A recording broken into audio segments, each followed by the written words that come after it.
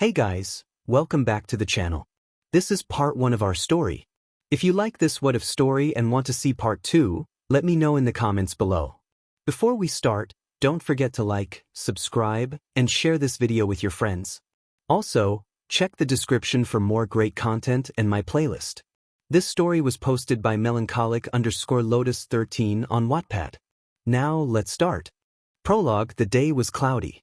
Dark clouds hung in the sky, bringing forth a harsh downpour of rain. The day couldn't get any worse, or so the woman thought.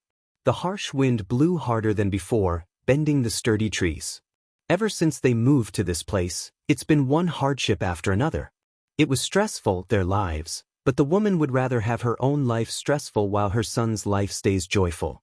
The woman stared out the window, watching as the tops of the trees bend over and their limbs touching the ground as from the harsh, whistling wind. She jumped once the sound of lightning and rolling thunder crashed raucously overhead. Her green gaze settled on the dark hallway when she heard fast approaching footsteps. The woman sighed, knowing who it was and why they're out of their room. A green blur and then a weight on her lap. She ran her hand through the boy's green mess known as his hair. The booming of thunder crashed down, this one heavier and longer than before. Her 4-year-old son flinched and curled up further into her. The woman looked out the window for a little longer, rocking her son and humming in means to calm him down. Looking down at him, she sees bright, bloodshot, green eyes staring past his bangs. He sobbed harshly, hiccuping and stuttering every now and then as he tried to speak. "Mama, they won't leave. I still see them everywhere. I want them, they need to go." It broke her heart, seeing her son in such a state.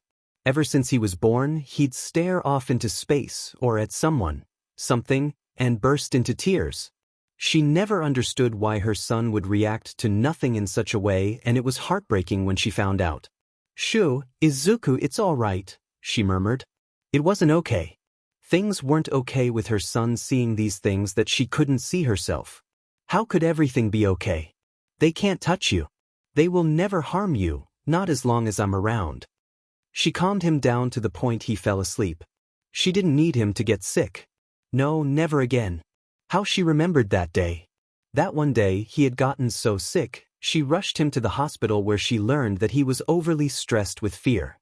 It was surprising, to say the least, that even the doctors were baffled with finding the boy, barely a toddler, with a fear so grand that it caused him to get sick. When the boy awoke, eyes were wide and sweeping across the room. Then the screaming begins with big fat tears rolling down his cheeks. He was leaning away from something that they couldn't see. He reacted well when someone has touched him, leaning into them and turning his head to look away from whatever he was seeing, but if no one was touching him, he reacted terribly. The 2-year-old was seeing something horrific, but the doctors had no clue what. They wanted to say the kid was insane, but that would be impossible since babies' cognitive abilities, their thought processes, weren't fully developed yet. No way could a baby be showing symptoms of insanity. They came to the conclusion that it was his quirk. He was born with a quirk and they had no idea how to help him. They suggested for therapy once his cognitive ability was shown, or when he could speak. They also told her to go to the doctors once he spoke, so they could evaluate the situation and run a few tests.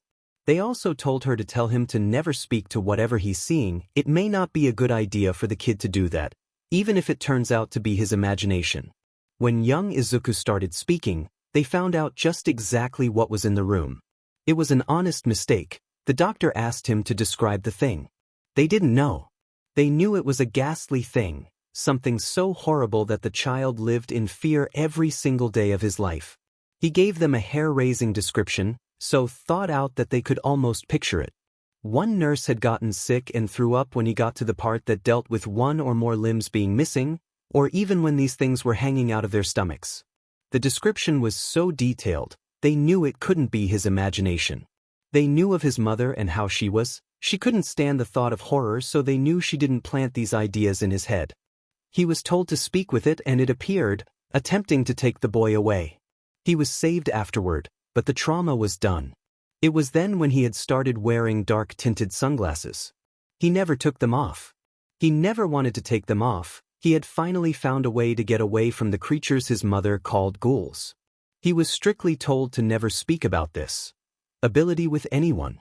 He never did, not until he started seeing shadows hanging onto some people. He never spoke to someone about it, but he told his mother. It wasn't until he touched one woman's shadow and saw her on a bed unmoving. He told the woman what he saw, but she only shook her head and muttered about how something like that was not funny. It was not until later a man, one who he saw with the woman, came, yelling at him and accusing him of something. He didn't understand what was being said. His mother, on the other hand, did. She told the man to leave and told Izuku to never speak to any adults who he didn't know. Never speak about these shadows. Don't touch them or tell anyone about anything if you do touch them. The only things that brought him joy was his mother and seeing his favorite heroes battle villains. Seeing them battle bad people sparked the dream to become a hero. He hoped to become a hero even if he had to deal with seeing these ghouls. No matter what, he wanted to always be there to help people. He wanted to prove that he was strong, that this ability would not hinder him. He was going to be one of the best heroes ever. Part 1. He stares at the ground, gripping the straps of his backpack. He stares at the ground, ignoring the things that are in his peripheral vision. Although he wears black-tinted sunglasses, that doesn't stop his peripheral vision screwing him over. He sees the shadows that hang onto people as they pass him by. He had to pick the one day that the sun doesn't show mercy to the recipients of its warmth. He can't wear his usual hoodie without basically burning to death. He ignores everyone and turns the corner into an alleyway, looking past the sunglasses and into the shadows. He cannot see him, but he can hear the raspy breathing that sounds like someone with nasal problems decided to run 10 miles. The green eyes hidden behind the spectacles lands on a blurry, almost non-existent figure. He stares with indifference, not even showing emotion when it speaks with a cold, raspy voice that reminds one of dragging a sandpaper over rock. Take them off, 𝐀𝐮𝐭𝐡𝐨𝐫. Death hates. Need them off. Take them off. Izuku sighs and does as he's told. Before him stands a male wearing a cloak that shadows his face. A visible aura of purple and gold flares around him, bringing the sensation of cold. Dead, like a cold that chills one to the bone. Drops of blood come from the sleeve. A pungent odor of decay fills the alleyway, mixing with the smell of hot, steamy garbage. If the teen wasn't used to revolting stenches, he would have heaved out his stomach acid, food, and organ right then and there. He knows that if the man is to rid himself of the black garment, then he would see the rotting flesh that loosely hangs off the white bone. He never once ever thought he'd be in this man's presence, and maybe in another universe, he never is in this man's presence. Maybe he never knows of him. If anyone who knows the kid, they'll be surprised by the fact that he actually listened. The only people he listens to is his mother and, "Death, is there something you need from me?" A 14-year-old speaking to the embodiment of death. How is this boy still alive and still sane? To stand in the mere eyesight of the Grim Reaper is a sentence to the afterlife. 𝐀𝐮𝐭𝐡𝐨𝐫. Death needs 𝐀𝐮𝐭𝐡𝐨𝐫. The slow speaking of the psychopomp only irritates the young human. His patience thin with this specter, he keeps his mouth closed, knowing what happens if he's to disrespect him. He beholds the phantom of endings, waiting for him to speak what he needs to speak about and just needing to go on his way. This is the first time he's spoken to the Grim Reaper in so long. What was that poem someone made on the Grim Reaper? He can't remember. He's read too many of them to remember a specific poem. So many on the Reaper. So many speaking of his deeds. One, he remembers, one said to not fear him for he is a friend and not a foe. His eyes are on the Reaper, who has many poems and stories from so long ago about and so many new poems and stories being written even now. Sept fate. AC, sept, gift give in. More per, w, full. He, rochem, pi, on b, he, arius. This can help. Izuku is hesitant. Less terror. Does that mean he won't be afraid if he accepts death's offer? No, he isn't willing to do so. He can't do that. He doesn't trust him. Yes, I want to be a hero. I can't, I don't know. Let me just think about it. The arm rises, the sleeve slips down revealing bony fingers. 3 fingers up. 3 fingers down on his skin. A skeletal hand tattoo is now on his wrist, 3 fingers up. It's a reminder, he notes, a reminder of death's words. 3 times close to 𝐻𝐭𝐡𝐨𝐫. Cham, pi, on shall take, shall ac, sept gift. Force fully, pain fully. Death's champion is thus left alone. He sighs, pressing a hand against his chest. A warm breeze picks up as he walks out, putting on his glasses and heading home. 3 times. He makes it sound like he'll come close to dying more than once. That's absurd. There's no way that he'll come close to dying. Then again, death will always get what he wants no matter what stands in his way. He may just force it, but that'll go back on his promise that he made when he was younger. He looks up, staring at the bridge that suspends over the waters below. He sees someone there, standing on the edge and looking down. Sliding his glasses down, he sees the shadow. Might as well explain more about this cursed child. Midoriya Izuku, age 14, quirkless, cursed to be death's champion. He knows what the shadow means and he isn't sure what to do. He pulls on a mask so that it covers his mouth. Hesitation takes him before he sighs, walking over and sitting down on the edge beside them. Hello. What do you want? They snap, glowering at him. If you're here to change your mind. I'm not here to change your mind, I cannot do that. I'm here to chat, but I'll leave and let you continue on your way if you want. After all, the only one that can change your mind is your own self. Hell, I would do this if I didn't have to worry about my mom. Not to mention, death will never allow me it. He'd save me before anything can happen to his champion. Which brings the question, can I die? I have my parents too, but that doesn't mean anything to me. I am after all a villain. The disgust in his voice catches the green-haired teen's attention. He takes a breath, taking off his glasses and revealing his irises to meet the violet gaze of the insomniac-looking kid. He ignores the ghouls at the edge of his vision, keeping his attention towards the guy who appears to be near his age. It has to do with your quirk. He guesses, and he guesses right.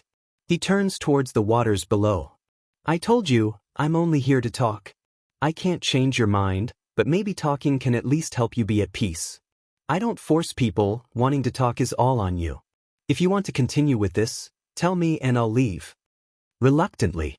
I can't forcibly prevent a death. I can save people but only if they want it.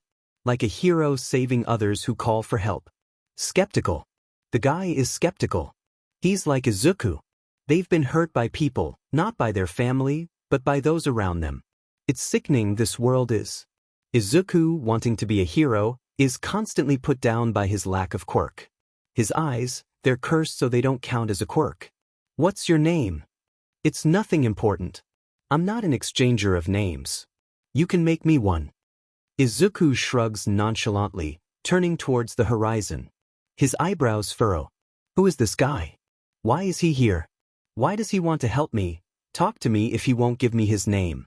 You want to talk? Fine, but I'm not going to give you a name. Nor am I going to tell you mine. Fair enough. They speak for a while and as they speak, he sees the shadow fade away slowly. Maybe this was a good idea. He spoke and the mysterious boy slowly changed his mind. He listens as the other rants, spills his woes and sorrows. Soon they come to a silence. Izuku stands, puts on his glasses and says, We've all come to choices such as these. We stand at the crossroads and don't know what's ahead. Sooner or later we have to choose. Some choose to live, others choose to die. What will you choose? The nameless boy watches the other walk away, leaving the mind controller with a choice. A choice that gambles life and death. His mind is at work, weighing the options and thinking of possible outcomes. He looks out towards the horizon and he's made up his mind. He walks away from the edge, heading home with a smile. 𝗀𝐿 chose to live that day and death didn't receive him. No, he won't and he can tell why. This boy will be crucial. Izuku arrives at his destination, smiling and greeting his mother. He tells her what happened and she sighs. Death, such an odd creature. Why did it have to choose you to hold this power? Curse. Izuku mentally corrects her. No matter what she thinks, he will think of it as a curse. She tells him that dinner is ready and to go wash up. As she watches his retreating back, she sighs again, this time a solemn expression on her face. She wants the best for her son, but he had to be chosen and thinks of himself in a low manner.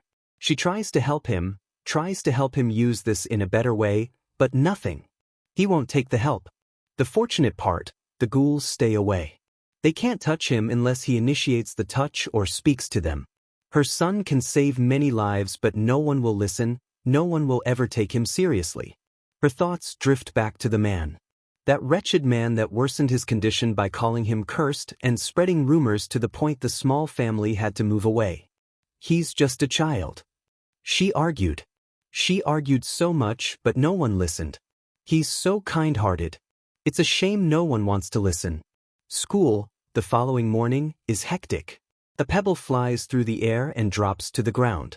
The clacking sound of the rock hit the pavement is enough to bring forth a flinch from a green-haired teen. He quickens his pace and keeps his head down, hoping to be ignored by his classmates. Hey, Fing Deku. He's roughly grabbed from behind and pushed to the side by his blonde bully. Stand out of my Fing way. He says nothing, regaining his balance and fixing his glasses. He always received weird looks for them, albeit being inside or it is cloudy. Right now, the situation is it is cloudy. He ignores the whispering of the others and just goes to being by himself, unconsciously scratching at his wrist. Izuku-a learned long ago that, in life, not all men are created equal, and in death, all men are equal, and with those two lessons in mind, he perseveres with his goals. He knows that some will have special privileges in life, but death does not care who you were and will treat you like it treats everyone else. This is something he cannot stand about existence itself, but even then he can't help but agree with it. He will not let others bring him down when he knows that in the afterlife there will be nothing memorable about them. Those who believe are on the top, they will be brought down by their ankles if they think they'll get whatever they want. Death is merciless. Cross death and you'll cease to exist, thinks Deku as he watches their retreating backs. No matter who you think you are right now, death will never care for it. He will always get what he wants. I almost pity everyone when I think about it. Almost. Being Death's champion has some great things, but even then, those things will SEK. Death doesn't do things unless he gets something out of it. Consequences, consequences, consequences. Greed, greed, greed. Despair, despair, despair. That is all he knows of death. Even then, death has taken care of him and keeps him from perishing. That is what confuses him. Why him? Why choose him out of everyone else in this world? He has no answers and death will never tell him. The teen writes his thoughts on death, thinking back to a variety of religions and cultures that deal with him. Some portray death as female. Something that he found out was that he can establish his gender, creepy but cool, and he calls death he or she, varying on the form, and some just speak how they think the forebringer of the end looks. He theorizes all of it, making a large puzzle that he needs to piece together. Death is cryptic, so how can he know what he is planning to do with the young human? What is Death's end goal dealing with a slightly sleep-deprived teenager? He highlights aspects in his personality, lacking body language, and whatever power he can think of that isn't of the obvious. Deku, CRP. Listing off people that Izuku would rather speak to is not that hard. There are so many people that he would have a conversation with, but Katsuki Bakugo is not one name on that list. Never will be and never has been since for a long PRD of time. The day is over and now he is going to be harmed because of something stupid that goes on in that messed up head of his. He scrunches up into himself, holding his notebook about death and the variety of notes and poems that he's written down. Sadly, the blonde snatches the notebook from him, staring at the cover page. What the hell is this? Death analysis. What the hell? Are you Fing insane or some SHT? And you want to become a hero? You're quirkless and a freak. No one will ever take you seriously. So listen and listen well, you won't try to get into you. And maybe if we're lucky, you'll be long gone from this country. Or locked up in a mental asylum where you can hurt anyone, cries one of the lackeys. His huge hands on his chest as if he's been wounded. I'm surprised they even let a psycho run around. I'm not a psychopath. I just have a realistic view of life unlike you all. Death is something not everyone can stop, yet we still try to stop it. Why do they even think I'm a psychopath? I don't get it. None of my actions show the signs of psychopathy. The least I don't do it. Behind the tinted glasses, his green gaze sits on his notebook in Bakugu's hands. He doesn't even flinch when he destroys it by using his explosive quirk on it and burning it. Izuku does cringe away when he places his hand on his shoulder, activating his quirk and burning his shoulder. He stays there even after they're gone, even after his notebook had taken a plunge into the fountain, even after he was told to jump off the roof and hope that in the next life he'll be loved and have a quirk. He sighs and looks at his wrist, staring at the 3 chances he has. Hopefully he never does come close to death. He leaves the school after grabbing the notebook. He'll have to dry it and work on his hero analysis notebook for a while. The air is carrying the small tune that he hums as he passes through a tunnel, a shortcut home. Well, what's this? An invisible cloak. Soon, Izuku is grabbed from behind and slowly is suffocated by the owner of the voice. White-hot pain shoots up his arm when he feels his wrist burns, harshly causing him to try and fight back. Forming his hand into a claw to scratch at one of the eyes, he feels a hot, sticky liquid run down his forearm and he's released with a shout of agony from the villain. Taking the chance, he scrambles away from the villain with heavy breathing. A slime, sludge. Monster. Unbeknownst to him, his wrist flashes white before one finger slips down and shows 2. Never fear. For I am here. Everything goes dark afterward. All Might has been chasing the villain for a while now. He releases a string of curses when he notices the villain go for a kid. Just as he was about to attack, he watches as the kid claws at the eyes of the villain and gets thrown to the side as a result. Taking the opportunity, the hero quickly captures the villain and turns toward the plain-looking boy who is now unconscious. Slowly, All Might makes his way over to him and starts softly smacking him to wake him up. While doing this, he takes in the features of the kid. Quite plain-looking. Something about the boy, something is off. Green hair tousled, eyes hidden behind skewed glasses, freckles on his pale, too pale, face. Does he get any sunlight? There's a scar on his lip as if he had gotten cut there a long time ago. A burnt spot on his shoulder. Where did he get that? It's recent, very much concerning. BLD on his hand from where he had clawed out one eye, and on his wrist, there's a red patch of skin and a tattoo. The way it looks, it seems to be a recent tattoo. Figured. Hey, wake up. Eyebrows furrow and soon a small groan passes through his lips. What? Oh no, he whispers, sitting up and standing up in a rush, almost having knocked over the pro-hero. I'm sorry. Thank you for saving me. He looks at the hero and his eyes widen, eyebrows rising a little bit behind the spectacles. He grabs his bag and looks around for his notebook. Thank you. I appreciate your help, and, I have a question, one that won't take too long. Blue eyes stare at the kid, glancing down at the reddened wrist then up at the burnt shoulder. His attention is caught by the notebook in the kid's hand. Death analysis. What is this kid doing with something like that? Another question. Never has he met someone that brings up so many questions like this teenager. So who was this kid? He knows he needs to leave, but this kid looks desperate to know something. He doesn't have much time left, but the kid looks honest. One question. Surprise overtakes Izuku's body at the agreement of answering a question from a civilian. Maybe that's just how All Might is. Probably. He isn't going to have high hopes on that. Can I still become a hero without a quirk? Thanks, Death, I've got your stuttering. He won't admit that he always stutters. For as long as he can remember, he's always been told no.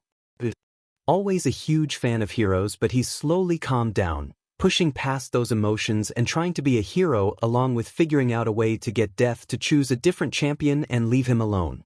He never had too much time to even fanboy over them, too wrapped up with so many things to worry about. He always ignores the ghouls, always makes sure to stay away from them and is always trying to get things organized. He's always wanted to be a hero, ignoring those doubters like he'd ignore the monsters. He taught himself to fight before getting accepted into taking classes at a taekwondo place. He convinced his mother it was for self-defense, a matter of truth. He always does his best to keep a few people safe, interrupting their suicide attempts and sometimes murder attempts. He finds a way to keep them from walking into traps and always accompanies them if he knows a good excuse to. If he's too late, he calls the police and gives a statement, sometimes lying. If he can't be a hero like All Might, he may have a backup plan for himself. Even with this plan, even with an idea in mind, even with the fact it's happened so many times, he can't help the utter agony that blooms in his chest when All Might speaks. The work of a hero is a dangerous one. I've been hurt many times and I have a quirk, so if that can happen to me, you might not be so lucky. So no, I don't think you can become a hero. Hypocrite. I'm sorry, kid. If you want to help save lives, maybe you should just become a police officer. They may be teased because the villain is usually left on their doorstep, but it's a good profession. A single tear slides down his face and he nods. Izuku-Midoriya's dreams are crushed by his favorite hero. Oh, how hilarious. This is just amazing. Life is cruel. Crueler than death itself. He bows and thanks him before walking past the symbol of peace. Abruptly, a rancid smell drifts into his nose, and upon glancing to both sides, he finds the source. Midoriya lets out a startled scream. He places a hand over his mouth as he gawks with horror, not having seen anything like this before. His scream must have alerted the pro-hero, for he comes up behind him and finds a corpse. It's a few days old from the discolored face, or he would have seen the discoloration if there was any flesh left, the green and purple bruise-like coloring on the body. Mutilation. Burns. The corpse is mangled and mutilated, the throat slashed, which Izuku guessed must have been what finally did the job. It's so obvious how the killer tortured their victim. It's so sickening. Their eyes rise at the same time to see what's on the wall. Words are written in a brownish-red liquid and they're written in English. The teenager isn't fluent enough in the language, but he knows enough to understand. I was born with the devil in me. Holmes. But he's an American serial killer from centuries ago. Maybe a copycat. Maybe. But no, maybe it's just... His thoughts are cut off when he is suddenly grabbed by All Might and turned away from the corpse. It's too late, but it doesn't matter to the hero. Izuku gently pulls away and calls the police as he stares at the wall away from the scene. He has done this a lot, but never days after a murder, always on the same day when the murders occur. Ah, I can see why I'm thought of as a psycho. The hero doesn't leave, a mistake since his time is up, unaware that Izuku's glancing over his shoulder, looking to the scene where the dead body lies, and is explaining to the operator of the situation. He was staring at the hero when he notices the transformation. Midoriya gapes for a moment before fully turning towards All Might. He thanks the operator and hanging up. You should get going. Get the villain to the station, it'll be less suspicious. Toshinori stares at him with surprise, unsure on how to take this. The boy barely even blinked at the sudden revelation and seems to be engrossed in the revolting scene before him. That's really concerning, he can't help but think. He's crouched down, eyes skimming over everything while staying a certain distance away as to not tamper with the crime scene. You shouldn't be doing that, Yagi tells him, moving to get him away. You should go, this isn't a place for a teenager to be around. I'm more worried about the villain. You should get him to the station. After all, if he gets loose, then it'll be bad. You don't want that to happen, right? Izuku stares at his favorite hero, indifference in his voice. He just doesn't seem to care about anything. Like he doesn't care that there's a dead body in front of him. You're a hero. You save lives, not the dead. You can't save the dead. So I'll be fine here, nothing will happen. After all, the police are here. Toshinori jumps at the sudden sound of the sirens. He stares at the teenager with eyebrows raised. Just who was this kid? How does he handle all this in a manner that only police and crime investigators handle these situations? He can't wrap his head around this, wondering if the kid might have done this before, and if so, why? It's fine, I'll just hand it in to a good friend of mine, he says as the cop car pulls in with an ambulance. A van comes up labeled crime scene investigators and a few people come out, attending to the scene of the murder. Yagi notices his best friend, Detective Tsukachi, come forth to greet them with a grim smile. Something about his gaze lingering on the green-haired teen gives an off vibe, almost suspicion. Toshinori wonders if he believes that the boy has anything to do with this. It's nice to see you again, young Midoriya. What have you brought to our attention this time? This time. Has the kid really done this before? Dark eyes slide over to 𝗧𝗏, his best friend, with a questioning expression before getting closer to the body. He reads the quote and nods, looking over to where Midoriya points to. The frown is prominent as he moves forward, donning on some LTX gloves and grabbing what he saw. Eyes are blown wide when he realizes what it is. A portrait painted with the BLD of the victim. On the back, 𝗏𝗡 reads aloud to his coworkers, "This world is full of evil, and shall I say this? A part of that evil I am, being nothing in a world full of hope. Take that hope and squash it, shall I? May this be a message. Crimson Artist. This is...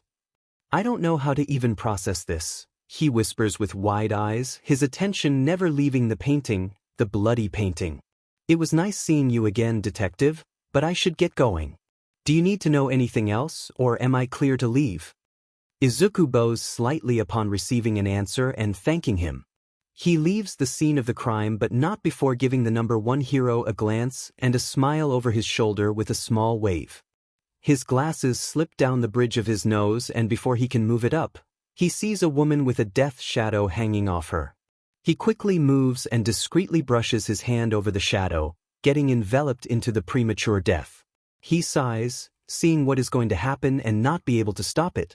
She's sick, just like the woman from a few years back. He pushes up the spectacles and resumes his pace. A car honking reaches his ears and he finds himself moving forward, grabbing the child, who had walked into the road, and running to safety. "Are you okay?" he asks hurriedly, staring at her through the dark lenses. He's so small, barely even 4, and is sobbing in fear. He hums and rocks him, glancing around for the boy's mother, and discovers the skeletal figure of All Might gawking at him with an unreadable expression. He ignores him when he finds the woman sobbing in relief and walking over towards them. She profusely thanks him for saving, and all he can respond with is a series of stuttering and blushing. He explains that he didn't think and just felt his body move on its own, and he's happy that it happened, and he's happy that the boy, Rin, is safe. As Izuku makes his way home, he is stopped by All Might. It's a secluded area and there are no cameras around. Good. All Might fidgets as he stares down at the teen, who risked his life to save a child, the same teen who also just so happened to be able to handle finding a corpse with a calm, cool head. He had overheard the conversation with the mother of Rin. He heard and can see the potential in this kid. "You asked me if it's possible to become a hero quirkless, and I can't," Izuku interrupts, blinking at him before settling with inclining his head to the side. He knows this is rude, but he doesn't want to be reminded. Because if he's reminded of not being able to be a hero, he's reminded of walking past him and seeing the 2 to 5 day corpse, then he's reminded of that awful message. A message, and he'll be doing research. Holmes. Crimson Artist. "I know, so are we done here?" He keeps his tone gentle and low. Shame is in those sunken blue orbs, and Izuku wonders what he said wrong. "No, my boy. I was wanting to tell you that I saw you save that child." The red that spread across his cheeks goes out of the older man's view as he lowers his head, his chin against his chest. "I overheard your conversation with the mother. You moved before you knew what you were thinking, yes." A small nod. "Listen, young Midoriya, many heroes that I've met always have the same thing. Their bodies move before their mind." He falls into a small speech, but the thing that sticks to Izuku is the last few moments. Soon he is being told that he can be a hero. A few tears come out, but he keeps the rest at bay. For so long he's been called a cursed child, a freak, always told that he'll never make it as a hero, and now he can. He accepts the offer and is told to meet at the beach. There, he will start training to become the 9th wielder of One for All. In his room stands Death. The cloak is gone now and is wearing a maroon dress that's in tatters. A scythe strapped to her skeletal back. Pieces of flesh hang from under her sockets, strings of white hair frame the decaying skull. Death's female form is one of the worst to ever lay eyes on, showing the decomposed corpse-like body. She holds up 2 bony fingers. 2 chances. Call Death's name. Except when Death arrives. That is all that is said by the time she leaves, taking with her the cold and the stench of rotting flesh. Izuku stares a little longer at the spot where Death once stood and sighs softly. He scratches at his wrist, heading into the bathroom to shower and cleanse away all the bad vibes he's been feeling all day. It didn't help when his mom found out about what had happened. 𝗬𝐭𝐡𝐨 had called her and she was worried about him when he came home, having to explain to her that he was fine. You know how it is. If I don't become a hero, I can always become a crime researcher, Mom. She wasn't all too keen on that idea. Her voice rose with worry and panic at the mere thought of her son being around corpses. But do you really have to get so wrapped up with these things? You're only 14. You see these schools every day. I don't want you to continue seeing corpses for a profession. Can't you, I don't know, pick another please? He knows she means well, but it's the best he can ever think of. His being a champion of death might be helpful later in the future. Maybe. He isn't sure. Cursed child. He killed my wife. Maybe not. He might get someone killed. Wait, he can't think like that. He can't not with the fact that he's going to become a hero. And he stops thinking that way. He puts his efforts into researching more about the American Ripper H. Holmes and about his murders. Along with it, he researched American serial killers from centuries prior, thinking of why the 𝐀𝐮𝐭𝐡𝐨𝐫 was using one of their quotes. It sickened him reading the terrible evils that many of them did. He reads about the Zodiac killer, coming up with theories on them, writing it down in another journal for later. He wants to look more into the case of the recent murder, but they have yet to make it public. This 𝐬𝐶𝐾𝐮, he mutters as he gets off his bed when he realizes it's 5 in the morning. He has to get to the beach that 𝐴ll told him to go. He packs a small backpack with a few of his journals and water with snacks for breaks he might get. He grabs a hand towel and sets off after writing a note to his mom. 𝗧𝗓𝗠ori-san, he shouts upon seeing the skeleton of a man. He waves and smiles widely at him as he comes to a stop, pushing up his sunglasses to keep them from revealing his eyes. I should tell him about my curse, but not right now. Good morning, how have you been? I'm okay, he says, coughing up blood. He stops when Midoriya hands him the towel. A tight smile on the younger male's face, one that he can't think to place. Why does he look like that? Thank you.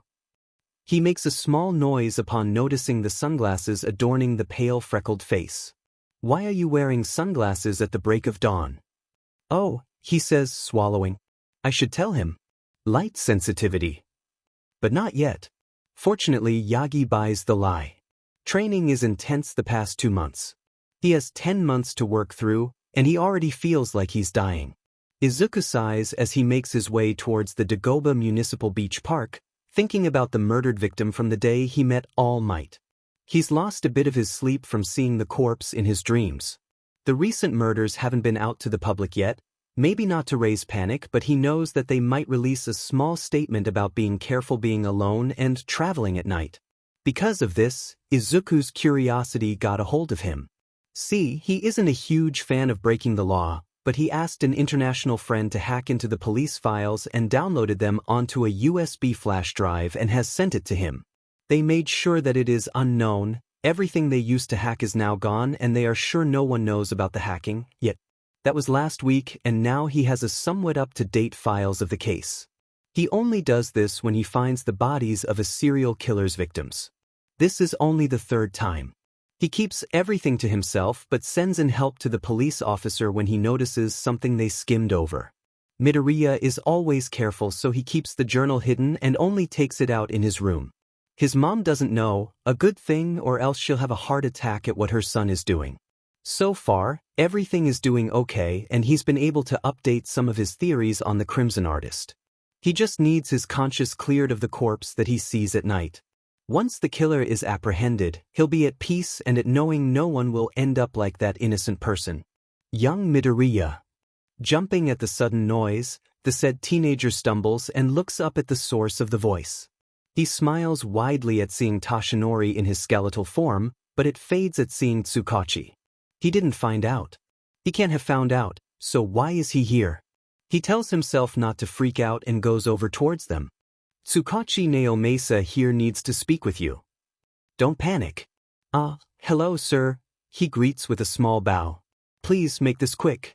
I have to get back to training and not dying. Please make it quick. What brings you here? I know you have files to this case. I don't want to know how you were able to attain it, and frankly, I'm not going to ask. I do need your opinion on something though. Izuku blinks but nods, ignoring the look of disbelief on Yagi's face upon hearing the statement. First, how are you feeling? Seeing that corpse. Fine. But it's difficult to sleep at times. He rubs his eyes when he says that. Although, it's quite interesting that the killer uses the quotes from various of killers from a long time ago. The portrait is probably a piece of a bigger picture, he murmurs. That's what I wanted your opinion on. Every dead body the police finds, it makes no sense. We've been thinking it may be a puzzle that the killer has made and wants us to solve. If so, why go to so much trouble? He snorts and pushes his hair back, sighing as he says, never try to understand the mind of a killer, you'll drive yourself insane. The two others stare at him, a silence falling onto them. Sometimes it's a good thing to think like a killer, pipes up Midoriya, drawing looks of confusion from the two adults. Seeing this, the teenager presses on, his fingers twitching in nervousness. Think about this. If you think like a writer, you may have an initial clue as to why they made such a piece. Stare long enough at the poem of a poet, reviewing different literary elements and putting yourself in their place, you may get an initial clue as to what was going through the poet's mind during the making of their poem.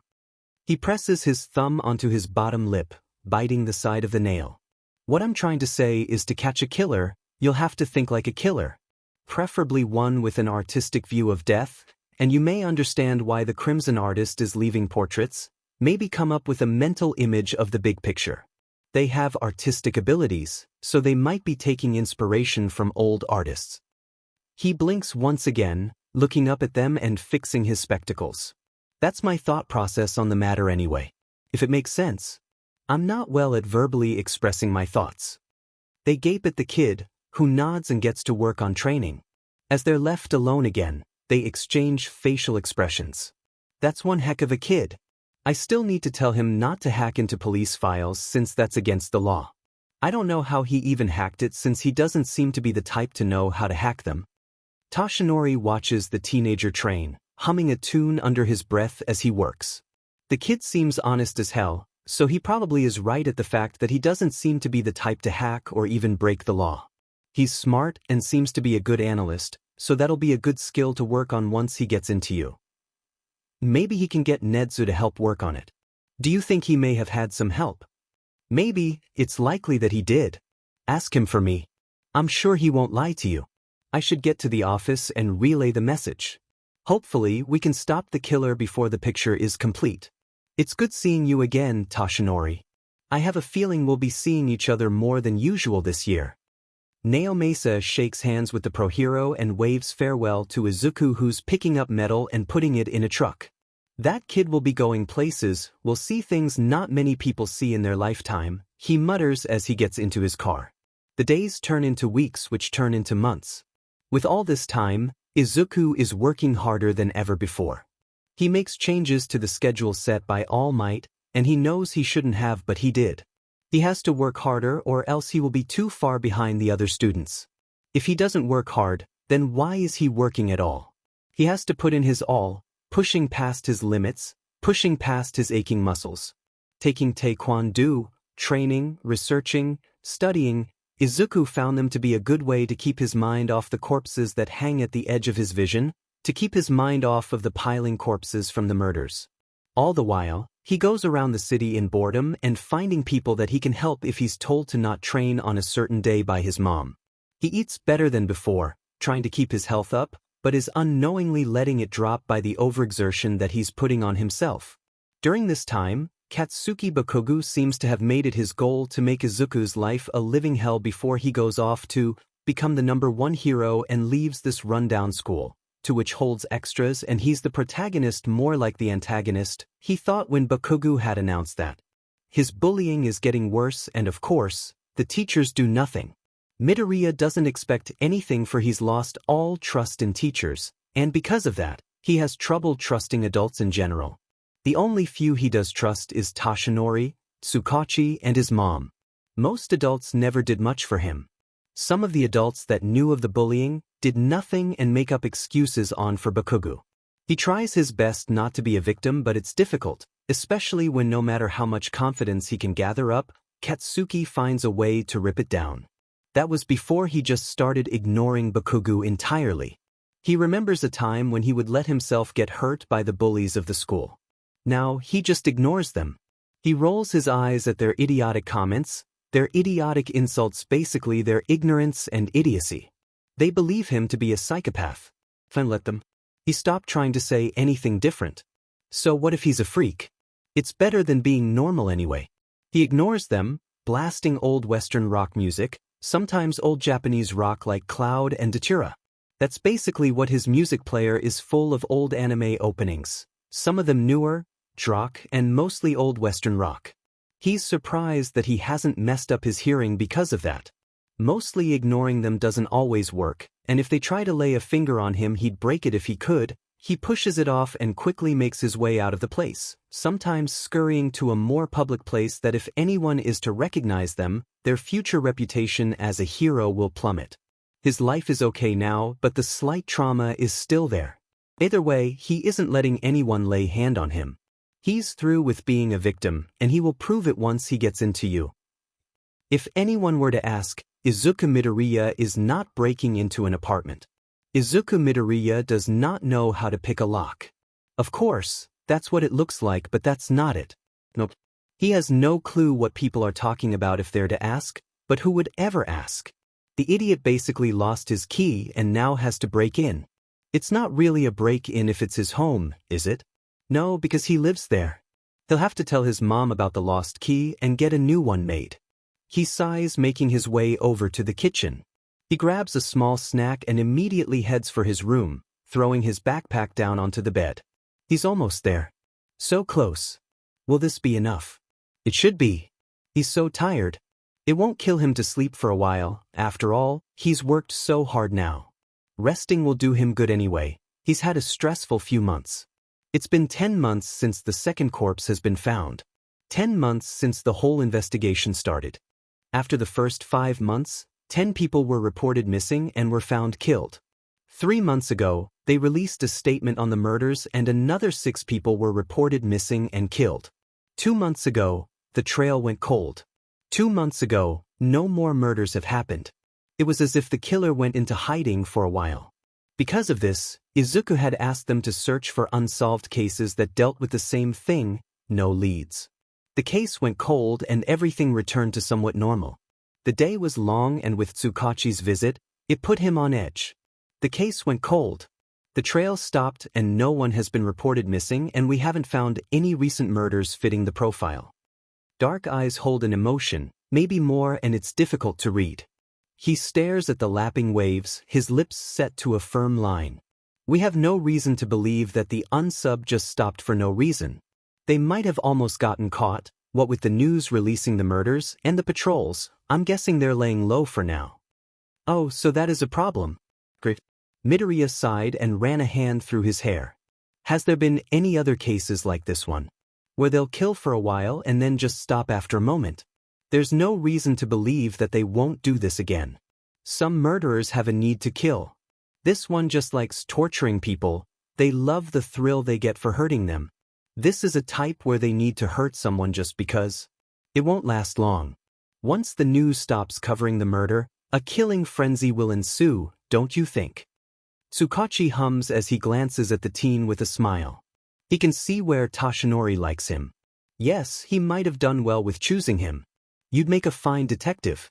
You know, you can be a criminal investigator and a hero at the same time. You should take criminology classes during summer breaks. Maybe do some online courses during the school year, but it'll probably be better to do the classes during the summer. It'll be nice to have someone as smart as you to be on our team. Are you sure that's possible? Me taking college courses. Won't it be costly? I'll handle that. Just speak to your mom about it and I can help you with it the rest. Just don't let it interfere with training. A smile comes across his face. Thank you, but I don't want you to spend money on me for classes. I'll find a way to pay for them. Toshinori is staring at the boy who is screaming at the top of his lungs from pent-up emotions. He isn't sure what type of emotions. For all he knows, it's probably a mixture of them. He sees the boy sway and stumble in at the top and quickly moves to catch him when he falls. The kid is still wearing sunglasses. Seriously? Has he really not taken them off even once? He understands that he has light sensitivity, but he's sure that they would have fallen off by now. He doesn't ask and just gives him a speech. You can now receive my power. He looks down at the blinding smile that he's grown so used to that he'll never want to see it disappear. He holds out the hair for him and sees the smile fade into confusion. Eat this. What? His voice squeaks. It squeaked. Yagi wants to laugh, but he doesn't, explaining why he needs to in the first place. Wait. That's all he gets out by the time he's forcing Izuku to take the hair. Once everything is settled down, All Might gives him a piece of advice. Unaware to them, Death is watching the two of them. The Reaper is amused at seeing her champion and his predecessor acting like a bunch of dorks. She knows of his wannabe a hero, she knows where he's going and she needs to speak with him, needs to give him something. Something other than the first gift. Maybe this time he won't have much fear for this new gift. Maybe no, Izuku will. Like this. Death makes her way towards the boy and grabs his arm, pulling him into the next alleyway. She removes the glasses and presses the gift to him. Use it. Can. Hide it. Call for. Izuku stares at her with uncertainty. He looks at the gift and notices it is a scythe. I can't. I don't know how to use it. He takes a step back when she moves forward, but doesn't move any more than that. She places a skeletal finger on his forehead, forcing himself to ignore the stench radiating off her. His eyelids flutter closed and something flashes across his vision. He shudders when the smell gets too much, when the images overwhelm him. Soon the scythe is gone and he's left alone. She needs to stop doing things like this, he whispers, rushing out and heading to the train to get to the academy. But it can be useful, his mind argues. One can't rely on their quirk for long, you can't anyway. You barely even know how to use something that isn't even yours. This is not yours and you have yet to use it. Shut up. I'm right. You know that. You can't face reality yet, but soon you will. You're the champion of death, not the savior of lives. You see monsters, you see when someone will die but can't save them, you see death itself. You're a freak, one who shouldn't be alive. Your eyes are cursed and you can't get rid of them. You've already tried. He ignores that, having already made it to the platform. He quickly heads to the academy, ready to start his hero life. That comes crashing down when he trips. Or I can just die, he thinks, but he never hits the ground since he feels somewhat weightless. We wouldn't want you tripping. That'll be a sign of bad luck. Standing there is a brunette with rosy cheeks. She's smiling at him as she releases him from her quirk. Sorry about using my quirk on you. Oh, it's fine, he says quickly with a nervous smile. She nods and walks away with a bright farewell. I actually spoke to someone. And they were nice to me. He stops at the thought. Okay, I may have problems if I think like that. Death won't interfere. Free chance. They stand in front of a giant gate. Present Mick's explanation was extremely awkward. Being called out was even more so. He really needed to get a hold of his thoughts and muttering to keep that from happening again. Apparently, they will be fighting robots and he'll probably use the gift that Death gave him just so she won't appear like that again and give him a harder time than before. As he's scanning the others and analyzing them from their forms in their warm-ups, he notices the girl from earlier. He realizes that he hadn't even thanked her for helping him earlier. He was about to go up to her when he was cut off by the same guy who had called him out earlier. She is obviously nervous and trying to concentrate. Are you trying to distract her? What? He takes a step back at the sudden accusation. He doesn't even know me and is already assuming I'm trying to ruin other people's chances. Izuku shifts on his feet and ignores the others' gazes that have taken an interest to the two. No. He gets cut off by the other examiners who whisper amongst themselves. They're muttering about how he doesn't have a chance, nor do they have to worry about him being a potential rival. For the first time, he feels angry, but he figures this may be a good thing. They are underestimating him. That in itself is so much better. He sighs and looks somewhat dejected, upholding the facade of being too weak. Don't lie, but manipulate. Simple enough. Like always, he's left alone before he can do or say anything, but this time, his fingers are twitching with the want to summon his scythe. Just this once, I will use your gifts. He takes off his glasses and scans the group. Oh no. No. He puts them back on and he'll have to keep an eye out on her. The gates open and Present Mike announces them to go. Midoriya acts fast, summoning his weapon once he runs through the gates and ignoring the murmurs some of the examinees about his fingers curled around the obsidian handle of a weapon that seems unhero-like. He slashes at two robots, bringing up the memories that Death had shown him earlier, unaware of the aura of cold death hanging around him. He gets a few more robots in, but others start taking them away. He needs to get more points, he has to. He can't fail All Might, not after all he's helped him with. His eyes scan for the girl. He can't find her. This revelation chills him to the bone. He can't find her. Where is she? The ground shakes. A shadow rises and looms over them. Soon, people are running away from the source of the ginormous shadow. He stumbles back, letting his scythe disappear, and beholds the robot, the 0P they're supposed to avoid. As he starts to run, he hears a cry of pain and worry. Whipping around the girl from before. The one with the death shadow hanging off her. The kind girl who he met at the entrance of the school, the one who kept him from tripping. She's hurt. She wants to be saved. I can see it. She wants to be saved, I can save her. Izuku abruptly charges forward, going to help her. He tries moving the debris off of her foot, but the robot is nearing them. He charges up one for all and jumps up high. He can feel his legs break, but he ignores them and punches the robot with a yell. He's still in the air for a good second before he starts falling. He's going to lose a chance. He can't lose a chance. He needs to stop with life and death situations. Falling. Panicking. Think. Quickly, he summons his scythe and plunges it into the side of the building closest to him, gripping tightly to the handle as he watches the machine fall back. He had managed to slow his descent, but with his momentum of free fall, the scythe rips at the stone of the building before he can grab onto a windowsill with his hurt arm. It's agony, but it helps. He sits there for a moment, glad that it's big enough for him, and catches his breath. He looks to his wrist, the mark has yet to show up. 1 minute left. Great. I don't have enough points, he mutters as he receives help from the girl. She used her quirk on a piece of debris and floated her way up, then down for them. She throws up off to the side from the usage. Midoriya smiles tightly and holds her hair back while she does. Are you okay? He inquires gently, rubbing her back after she finished. He receives a small nod in response. Good, thank you. The exam is over and the hero, recovery girl, comes and helps them. Kiss. Soon after, Midoriya, passing out from the lack of adrenaline, brings a small cry of surprise from the brunette. Will he be okay? She questions. Don't worry, he will be. Breaking out of his thoughts, he remembers where he is. His mom's worried face is all he can see as she asks him if he's okay since he's staring at the fish he's eating. Giving her a forced smile, he answers, Yes, I'm fine. Sorry, I just spaced out a bit. Izuku, she says, looking at him with a more composed look.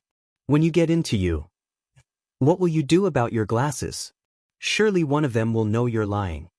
He sighs, dropping his facade and taking them off. He loved seeing his mom without the tint of brown around her. He looks around out of habit and sees at least 3 ghouls, causing him to blink and to turn his attention back to his mom. I'm not sure. I understand that we live in a society where having powers are normal, but will anyone ever believe that I can see death itself? See when one will die and not be able to save them unless they show that they do want to be saved? Will they believe me when I tell them about seeing ghouls? Or that I'm the champion of death? The most that they will believe is that my eyes are cursed and I can't do anything about them. So no, there's no point in telling. I'll figure something out. I don't know, just continue acting like the way I do. Inko looks at her son with sadness in her eyes. Her baby boy can never seem to catch a break. He works too hard and it seems that fate just likes to mess with him. Every time something good happens, something bad has to happen to him, and it doesn't matter what. Maybe will be a good thing, and maybe this time he'll make friends.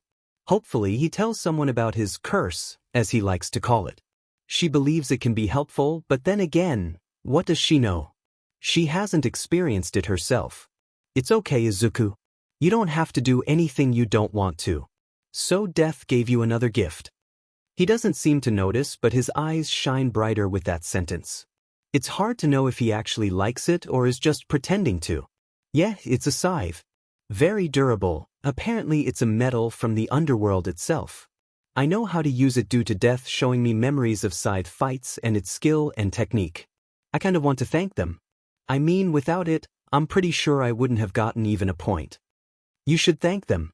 I know you don't like to speak with death, but they've helped you more than we might know. Inko doesn't get a response, for the phone rings and she brings it towards her, answering, "Hello." Upon hearing the request to speak with her son, she sighs and agrees. It's Detective 𝗧𝗜𝐬𝐴. Izuku is surprised since this only happened once, and that was before he ended up getting arrested and accused of committing a murder. He takes the phone apprehensively, tapping his fingers on the table, and answers with a timid, "Hello." He listens to him speak, rubbing his wrist with worry and nervousness. "I know I should stop calling you to help, especially with the fact that you're only a teenager and have no business here, but many of the officers here have decided to use your help. It may be a cold case now, but we received a letter. They're going to start again, but we're not sure when. It can be months until it happens. We need to make a new profile." He blinks, then looks at his half-eaten food. What's the old profile again? The murderer is targeting both females and males, torturing them, then once they're dead, they dump the body. So we happen to believe that they know their way around every part of the city. We have no leads, suggesting the person is smart enough not to leave clues other than the messages and paintings. There are no fingerprints or even any type of DNA other than the victims. The unsub is identified to be between 25 and 30. Okay, so that'll be a problem. I mean, finding leads is crucial, but the way they can take them is something of a mystery. I mean, they may take the victims at night or even if they're alone during the day. They'll figure out how to lure them to help them and they'll strike. I have no idea how they're able to do this if a person has a quirk, so if the killer has a quirk, it'll most likely be either a mind or a BLD-related quirk, maybe even a stealth quirk. He hums. Or they make themselves look weak and friendly. That'll be a good reason to have men and women help. Okay, we'll keep that in mind. Just be on guard. We will not be releasing any more statements just yet. Say nothing about this to anyone but your mother. We do not need a mass panic about the 𝐀𝐮𝐭𝐡𝐨𝐫 artist being back. We will be doing patrols. I'll send a picture of the note. Oh, and tell your mom to be careful. She has a trouble magnet for a son. Wait, he says, biting his lip. The unsub uses quotes from international serial killers from years ago. They might be taking points from them. I know that Holmes was famous for his murder castle. The Zodiac killer was famous for being kept under the radar and with the clues they left. I have a feeling that the 𝐀𝐮𝐭𝐡𝐴 artist might be replicating numerous of serial killers to keep themselves, to throw you guys off on their true motive. Have you all looked through the victims' profiles to see what you can link? Which you think might be them enjoying their victim's pain? Of course, there can be more to it. You're right, we will have to look more into it and try to prevent any more deaths. Of course, have a good day. He hangs up and relays the message, earning a laugh from her at the statement of him being a magnet to trouble, and she knows that that is completely true. That same night, the teen sits on his bed watching death look through his room.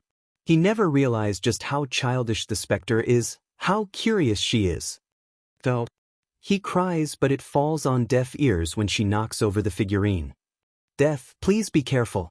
He doesn't trust Death, he can't trust her, yet here she is acting like a child with her curiosity. How is it that a being as old as time itself be curious about what's in his room? He can't help but relax for the first time in her presence. This time, there is no stench of death, but the cold aura is there. So, Izuku needs something. Call Death. The rotten flesh-covered skull is tilted to the side with apparent confusion. He understands the feeling. He has never called her before, usually she calls him or randomly appears. But I want to thank you for the 𝐒𝐮𝐬𝐵. It's a nice gift. Thank you. If she had eyelids, she would have blinked. He actually liked it. He liked the gift. He wasn't scared. Eyes. Izuku lifts a hand to his eyes. I don't know. Terrifying to see these ghouls. Corpse ghouls. Corpses of the dead. Human ghouls. Want to see. Corpses. I've been seeing corpses. He blinks and turns to look at the corpse ghoul. But I can see human ghouls if I say yes. Not 𝐶 gift. Another time, for that. 𝐶 help. No fear. I accept to see them. Good. Death smiles with whatever skin left she has and presses her bony fingers to his closed eyes. Open. More ghouls are now in his room. 3 more ghouls, but they look more alive than the sickening corpses.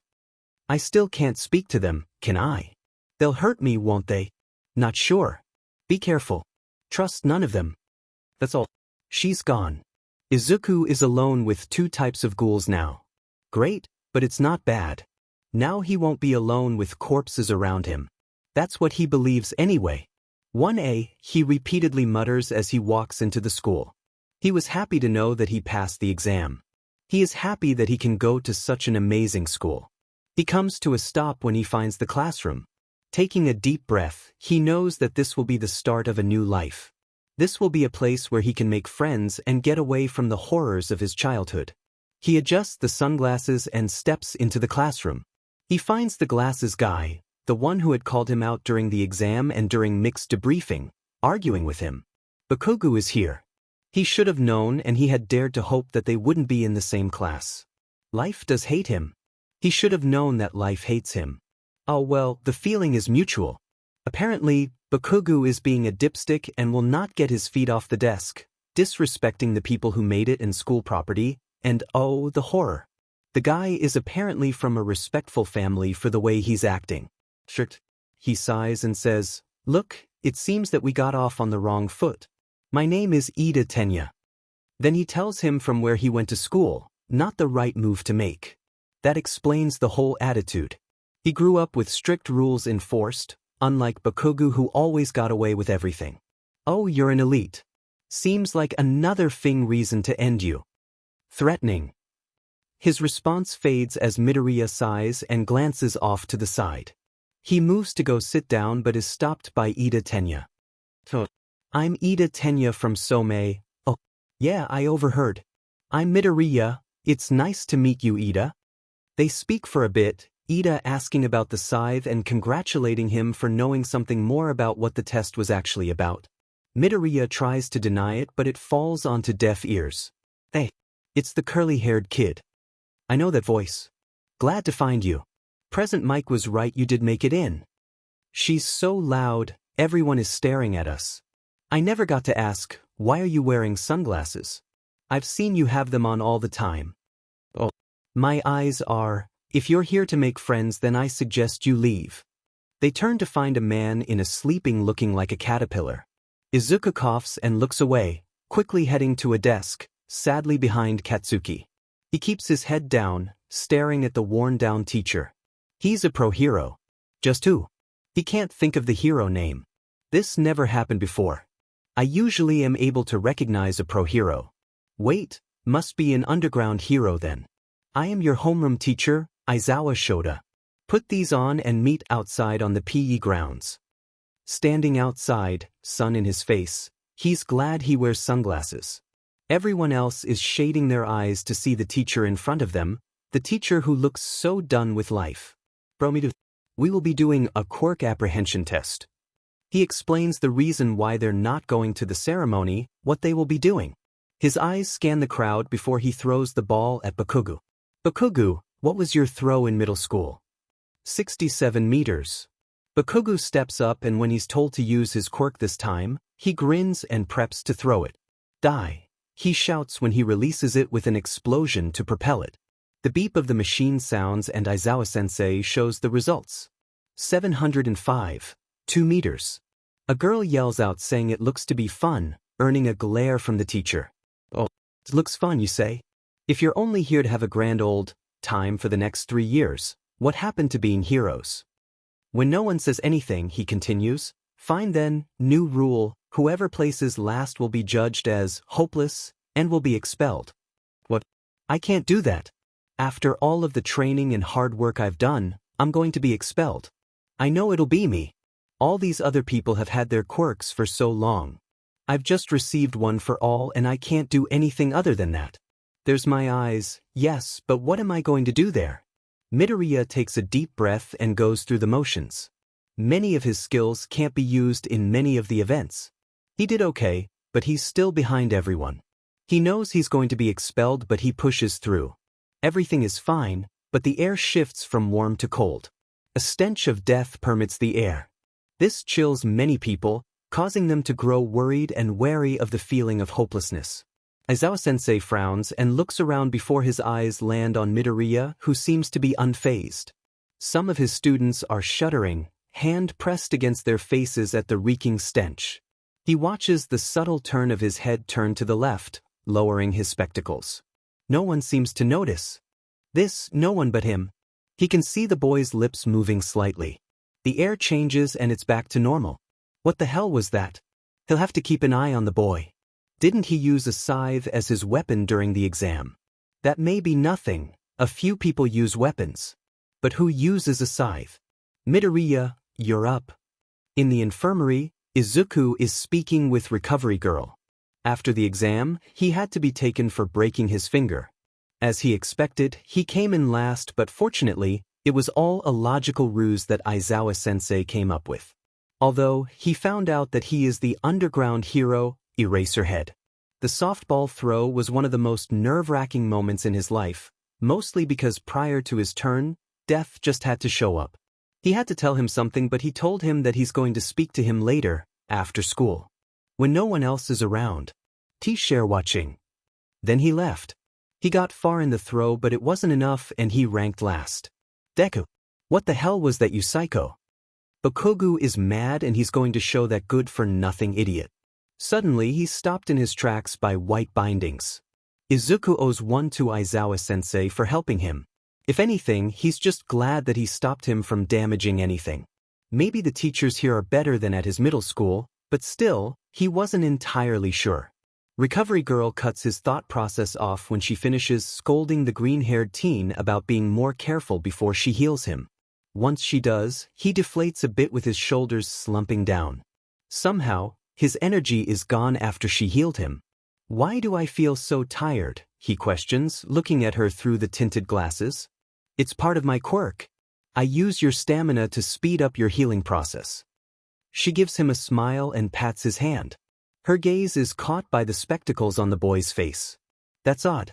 Why is he wearing them inside? This is the second time she's seen him wear them. Apparently, from Toshinori, he is always seen wearing them. My boy, why do you wear those sunglasses? I've seen you wear them all the time, and don't lie to me, young man. You can't lie to me, I know a liar when I see one. She watches him mumble under his breath and gives a small whack to his knee. Speak up. Hesitation. Should I tell her? I know I have to tell someone, but what would she do? Maybe she can help. She seems to be the type to help. I can trust her, after all, she's helped me already. My eyes, they're cursed. He looks up, seeing her frown. He knows he can't go back on this now. I keep these on to not see something that'll cause me to freak out, he finishes. He stares at the ground, figuring that he must sound crazy. What did he expect? He can see when someone's going to die. He can see these ghoulish creatures that seem ready to tear him apart, ready to drag him into the darkness that hangs in every corner. Death may have given him the sight to see human ghouls, but the corpse ghouls, those are horrific, and he would rather go blind. I should go. Wait for a moment. I can help you if you wish. Recovery Girl stands, waiting for him to answer. She moves towards him, moving so he can bend down. I will give them back to you if it gets bad, okay? He hesitates for a bit before getting down on both knees, letting her remove his sunglasses and revealing shining green eyes. They're really appealing, it's a shame he hides them. She watches as they sweep across the room and, for a moment, she can see the expression of slight relief. He believes that he is safe here, that is until his vision rests on his peripheral vision. A misty form is behind him, he can see the black and purple of it sitting and waiting for him to turn. Eyes widening, he slowly turns towards the black mass he saw. The ghoulish monster stands over him, gray skin peeling as its bloodshot, gold eyes are on him. It's so close. This is the closest the corpses have ever been to him. It looks like a male with a severe anorexia disorder. The bones of its ribs, hips, and collarbone all jut out in sickening ways. The sunken stomach is shredded. The smell of rancid, disease-riddled flesh fills his nose. For he's never had this happen before, never had his other senses be affected so much so that he'll GG.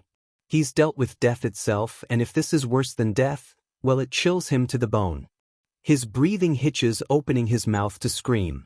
Before he can get any noise out, he blinks and it's gone. There's nothing there now. He stares for a little longer before his eyes are blocked by Recovery Girl's aged hands. The smell is gone, and the aura it held is nowhere for him to feel. He lets everything fade away into the background as he focuses on the nurse and her only. Izuku, it's okay. There's nothing there. Keep your eyes closed and I'll put your glasses back on. He doesn't trust himself to answer, settling on nodding. He closes his eyes and waits until the cool plastic of his sunglasses is back on. His breathing is wrong. He is not sure why he's freaking out so bad. Maybe it's because of how close it was to him. It was so close. It could have touched him. Could have taken him away. Thank you. I'm sorry that I apologize for freaking out. Don't apologize. You have something that no one should have. Let's get you on your way, but I want you to tell me more about it tomorrow, during lunch. I want to help you, and talking will help.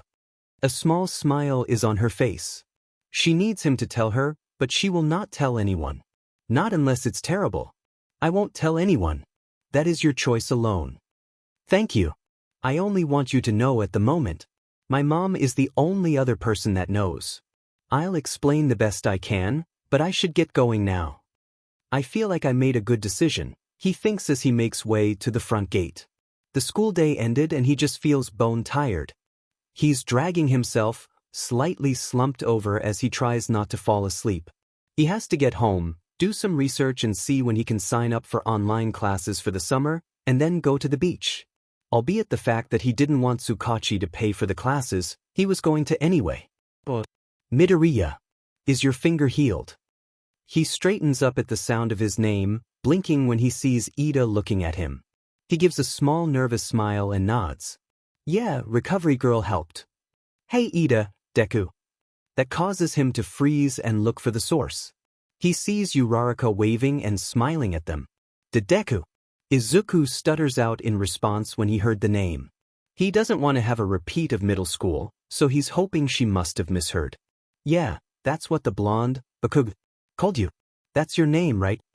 Her head is tilted to the side, a frown on her face. He blinks for a second. Oh, so she thought it's my name. Oh no. My name's Midoriya Izuku. Deku, well, it means useless. Oh, I'm sorry. So it's an insult. Yeah. He turns his head away as he scratches his cheek with his index finger. He looks up when she says something about it. Says that it sounds like, you can do it, and so he tells her that she can call him that. His phone rings and he looks at the message. Upon reading it, he hums. He taps his nails on the back of his phone. He sends a message thanking Tsukachi. We should get going. Yes, you're right. Ida fixes his glasses and follows the two out. So what is your quirk? You were able to summon a scythe and yet have strength and speed. That doesn't connect well. Oh. It's a mixture of strength and speed, don't have a name for it. The scythe was given to me by a family relative. He smiles slightly, hoping for them to buy the lie. One for me. They actually believe the lie. They continue walking and talking just random bits of their lives until they have to split ways, leaving Izuku as if he's walking on air. He feels happy for the first time in a while that doesn't have to do with his mom or All Might. He is happy to have made friends. He can't wait to relay what happened to his mom, who he knows will be happy that her son is making friends and doing well. The message that he received from Tsukachi is not something he needs to worry about. The case went cold, so there isn't anything he can do but wait for something to happen. The teen sighs and takes his glasses off, staring at a male human ghoul is grinning at him. The next thing he knows, one of his journals are thrown across the room. What the hell? He cries out when another journal hits him square in the chest. "Oh, I just want to have fun. Maybe we can do something together." Midoriya stares at him, blinking before moving out of the way from getting hit by a book. This is just not his day, is it? He ducks once again and tells the ghoul to leave him alone, soon regretting that decision. He feels fingers wrap around his ankle and soon he is being dragged into the corner where the shadows hang. He screams slightly and tells him to let him go, which he unwillingly does. He starts cursing, kicking things out of his way as he glares at the human who death chose to be their champion. "I hate that. You ruin all of my fun." Izuku just ignores the ghoul and lay on the bed, pulling over his blankets as a way to not see it and so that he can fall asleep easier. "Your life will only get worse. I swear it will." That threat hangs in the air and it's the last thing he hears before he falls into the dark waters of sleep, drowning prior to the dreams that come afterward. The dream is weird. He never understands why he has these dreams. Blurry, screams, and the different smells of various substances.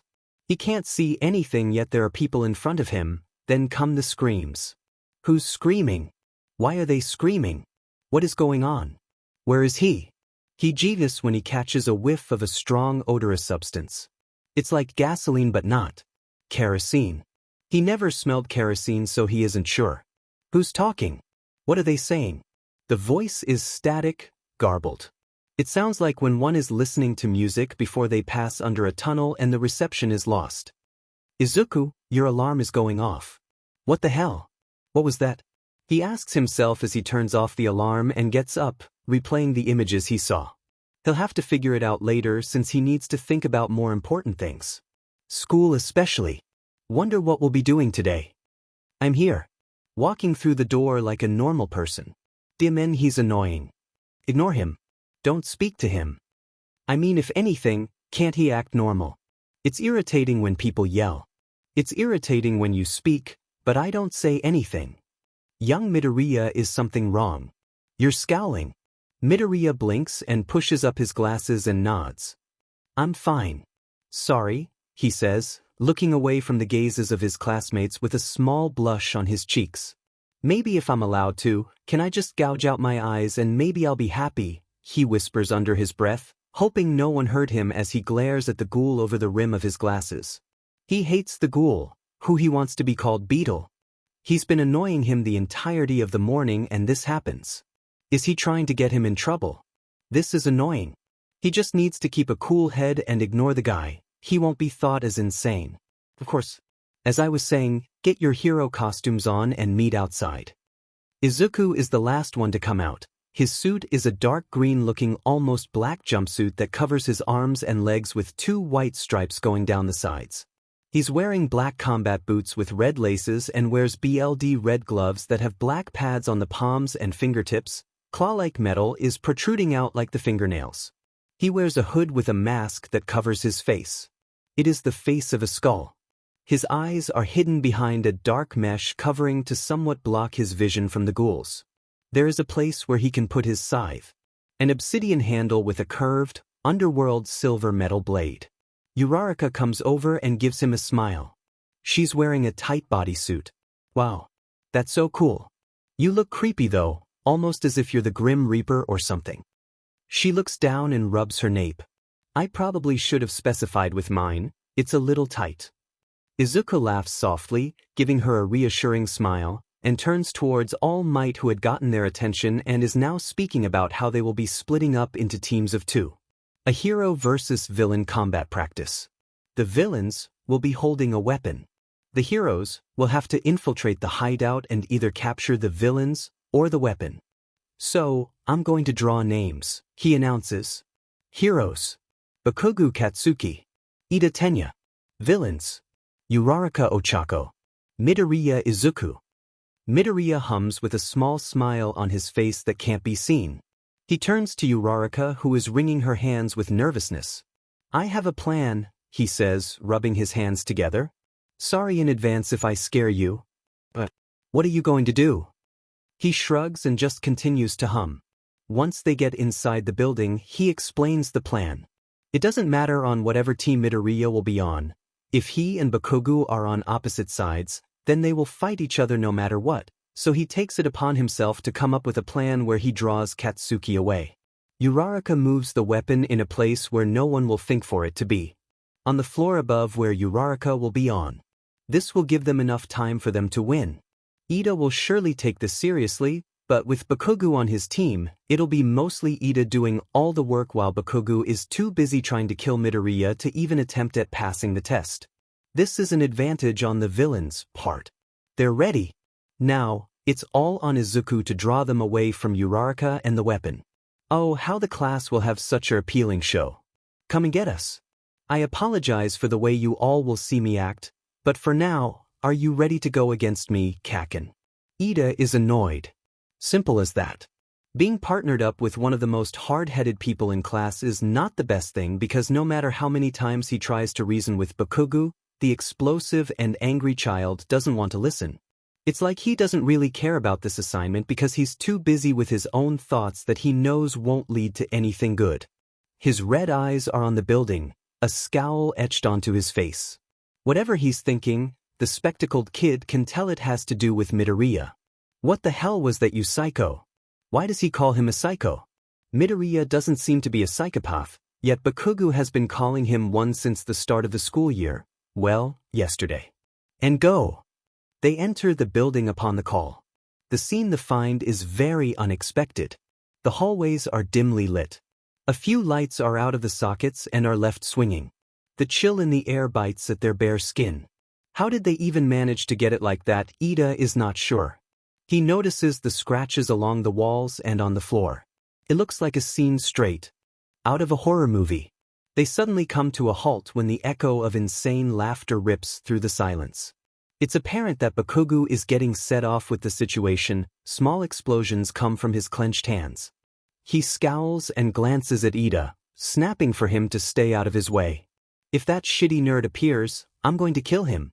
Before they can continue any further, they stop dead in their tracks once again when creepy humming cuts through the air, chilling their bones at the sound.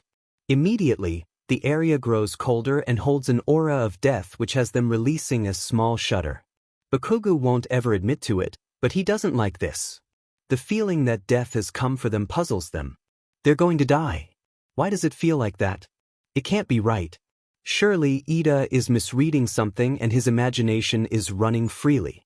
This is only a training exercise, he reasons with himself, yet why does it even feel like this? They creep forward a little more when a song starts being sung. As Izuku's voice bounces off the walls, the sound of metal on metal reaches their ears as if someone is dragging a blade across it. Ring around the rosy, what the F is that? Shouts the violent hero wannabe. He searches his surroundings, looking around for the source.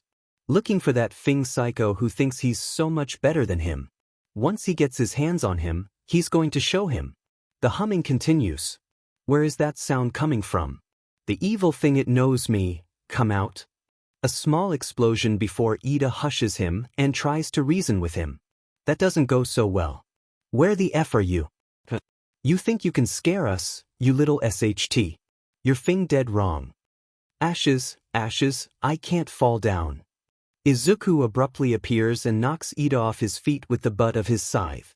His hood is knocked back and his mask is on his head to reveal a sinister smile is pulled across his face and his eyes. His wide, green eyes show bloodlust. Me Midoriya, whispers Iida as he stares up at the boy. The shock of seeing such a happy-and-go-lucky teen be so insane is worrisome. This has to be an act. The boy he knows from yesterday is not there. He is nowhere there. This is a villain. No friends. A training exercise. One that he isn't sure about anymore, not when staring at the curly-haired teen. What's wrong? He asks, his voice full of fake innocence. His head is tilted as the scythe in his hand is angled a certain way. The tip is pointed towards Izuku's back, but the edge of the blade is near Iida's throat. He genuinely looks surprised to see them there, but Iida knows better. Why does he hold an aura of death? Why does this feel real? This is supposed to be an exercise. I mean, haven't I always been known as a psychopath? Why are you so surprised to see me act like such, Kaken? That seems to break him out of whatever stupor he was in. Deku. He sends a blast towards the victim of his torment, yet he nimbly moves away from it with a small chuckle and that's better. Izuku swings the scythe so it knocks into Ito once more, purposely avoiding to hurt the other too much. I'm going to kill you. Oh, I'd like to see you try. He quickly acts, moving to hit them with the scythe but not hurt them. Once they're both on the ground, he pivots and runs. His mad laughter bounces off the walls as he dashes towards the opposite direction from where 𝗧𝗓𝗃 is. He goes through winding hallways, leading them astray. He's facing them now after a few twists and turns. He cackles lowly, dragging the blade of the scythe on the ground as he hums a different tune now. Why is he singing? That's only making Bakugo angrier. While Bakugo is running towards him, Ida is at a crossroads. The hero is staring between the hallways and thinks, he's probably trying to lead us away, which means the weapon is back this way. They've split up now. Now, it's up to him to capture the weapon. He ignores the crazy call from his friend. He can't be sidetracked by his questions, his words. Meanwhile, everyone is staring at the monitor that shows Izuku and Bakugo fighting. Most of them nodding and agreeing when 𝐶𝐮𝐦𝐬𝐚 said that Izuku is terrifying as a villain. They can see that Izuku had pulled down the mask and pulled up the black hood. It was terrifying to see someone so cheerful and upbeat act like that. They can hear his laughter, hear his singing, and hear all that is being said on his end. Even All Might is unnerved by his successor's sudden change in mood. He's okay. This is just an exercise. They planned this, but why? Why do I feel so unnerved? Something bad is going to happen. Young Midoriya, you better not hurt anyone or get hurt yourself. Come on, Kaken, you've never been like this before. What changed? Tell me, do I scare you? If I don't, then you're about as insane as me. He cackles with such a sinister tone that it really chills some of them. His tone causes their BLD to curl with every word he says. They watch the deadly arc that barely misses cutting the blonde's throat. All Might's grip tightens on the communicator the longer the fight goes on. They can tell that he isn't even trying to hurt the other, but even then, they can't help but be concerned. Deciding to give themselves a break from the other fight, they glance over to 𝗧𝗓𝗃's end and see her handling Ida well on her own. As they fight it out, they can see 𝗧𝗓𝗃 cringing when Izuku speaks again. She says something to Ida but it's blocked. Midoriya must have had her keep her communication device off. Whatever is being said, and albeit that they can't see Ida's face, they both wear matching looks of concern. Even if it's all an act, it's starting to get very worrisome on Midoriya's part. Izuku rushes forward and sends a kick to Bakugo's chest, but he's blown back with one of the other's explosions. His grip on the scythe slackens and it clatters to the ground once he comes in contact with the wall. A grunt comes from his mouth and he can feel bruises starting to form. He picks himself up off the ground and scowls slightly behind the mask. I need to keep this up. How can I do that? He smiles. Thank you, serial killers and your complex minds. Wow. You sure are strong. I'm quite surprised. The teen's weapon is behind the angry blonde. An unseen grin is on the villain's face as he rushes forward. Oh, you should be really careful with the right hook of yours. It'll be quite sad if your arm is ripped off one day. He grabs the wrist and upper arm to flip his bully over his shoulder. You never change. It's quite boring. He grabs his scythe, twirling it in his hands as he turns back to him. Sad that you can't. The explosion is unexpected. It's so large that sends Izuku flying to the opposite wall while causing damage to their surroundings. Bone breaking can be heard throughout the comm. He bites back a groan of pain, his back hurting, his arm in agony, and something sticky and warm trails down his left calf. They did well in designing it like how I wanted. Like it. These gauntlets store up my nitroglycerin to create a bigger blast. A cruel smirk is on his face now. He's really set off and now he will show the shitty nerd why he shouldn't mess with him. What the F is wrong, shitty Deku? Lost all your shitty confidence. The laughter that comes takes him aback. His mask is askew and one glowing green eye is shown behind it. The eye is trained on him. As he gets to his feet, he fixes the mask with a small hum. He moves and reveals a piece of glass sticking out. Of the wounded leg. Oh, so those do something. I thought they were for show. His voice drops low as his grasp on the weapon tightens. I can't wait to break them. Bakugo, I forbid another blast like that. Midoriya, stop using that weapon. You're going to kill each other at this rate. But isn't that what life basically is? We live our lives, then we die. Death comes for us all one day, but some make it come sooner. After all, people kill each other for no reason other than petty revenge, or for fun. With each following word, the boy steps closer to his childhood tormentor with the blade screeching against the floor. Villains, heroes, civilians. We've all killed someone, mentally, physically, it doesn't matter. One person dies and life goes on, so what? You're insane. We're all insane in our own ways. The timer rings signaling the end of the exercise. And the shaky voice of All Might comes through. The villain team wins. They all watch as Izuku sighs and puts his scythe back in its holster. He removes the mask, albeit the hood hiding his eyes. They can see a bright, happy smile was hidden beneath the mask. Not a sinister one. It was all an act. A really well-put act. Everything is okay until the green-haired teen is punched square in the jaw by Deku. He's fuming. They can see him yelling at the shell-shocked boy. He moves forward but stops dead in his tracks when that smile comes back. Something is said, they can't hear, but whatever was said, it was enough to anger Bakugo further, and suddenly Izuku is on the ground, burns on his face, one around his eyes and another on his cheek from where he was punched twice. He's not moving. All Might tells Iida to go and get them now. 𝗧𝗓𝗃 is to help take Midoriya to the infirmary. All Might continues on with the lesson after they leave. The other students' exercises go by fast, not as entertaining as the first groups. After the lesson, All Might scolds Bakugo for the last and unnecessary punch. It was so bad, it broke his jaw and gave a second-degree burn. He knows to keep the two away for a while. If this happened because of a simple exercise, he'll have to figure out a plan for the two. Izuku can probably help. Upon arriving at the infirmary, All Might sees that his successor is awake now and his eyes are wrapped. His friends are there with him and they're laughing and joking.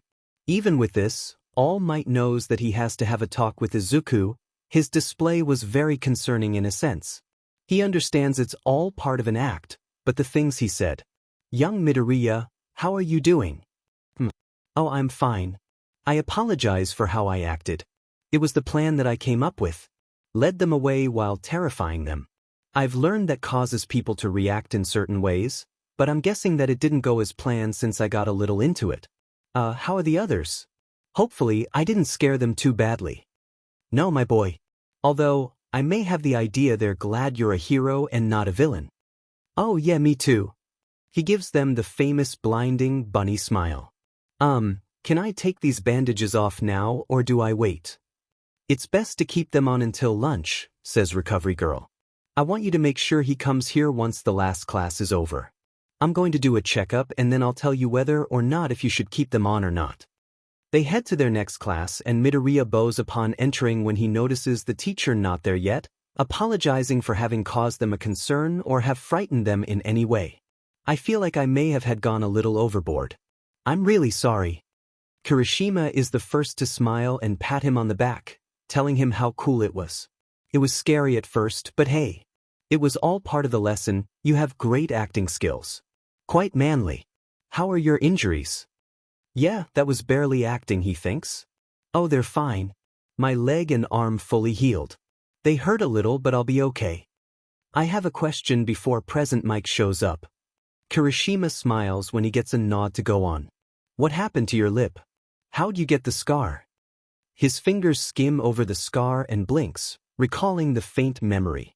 It's a small scar, but it's a reminder of a day he can't remember well. Something he suppressed. Oh, I cut it running into a door when I was younger. He lies. Ah, gotcha. He heads to his desk with the help of 𝗧𝗓𝗃, humming softly as he taps the surface of it.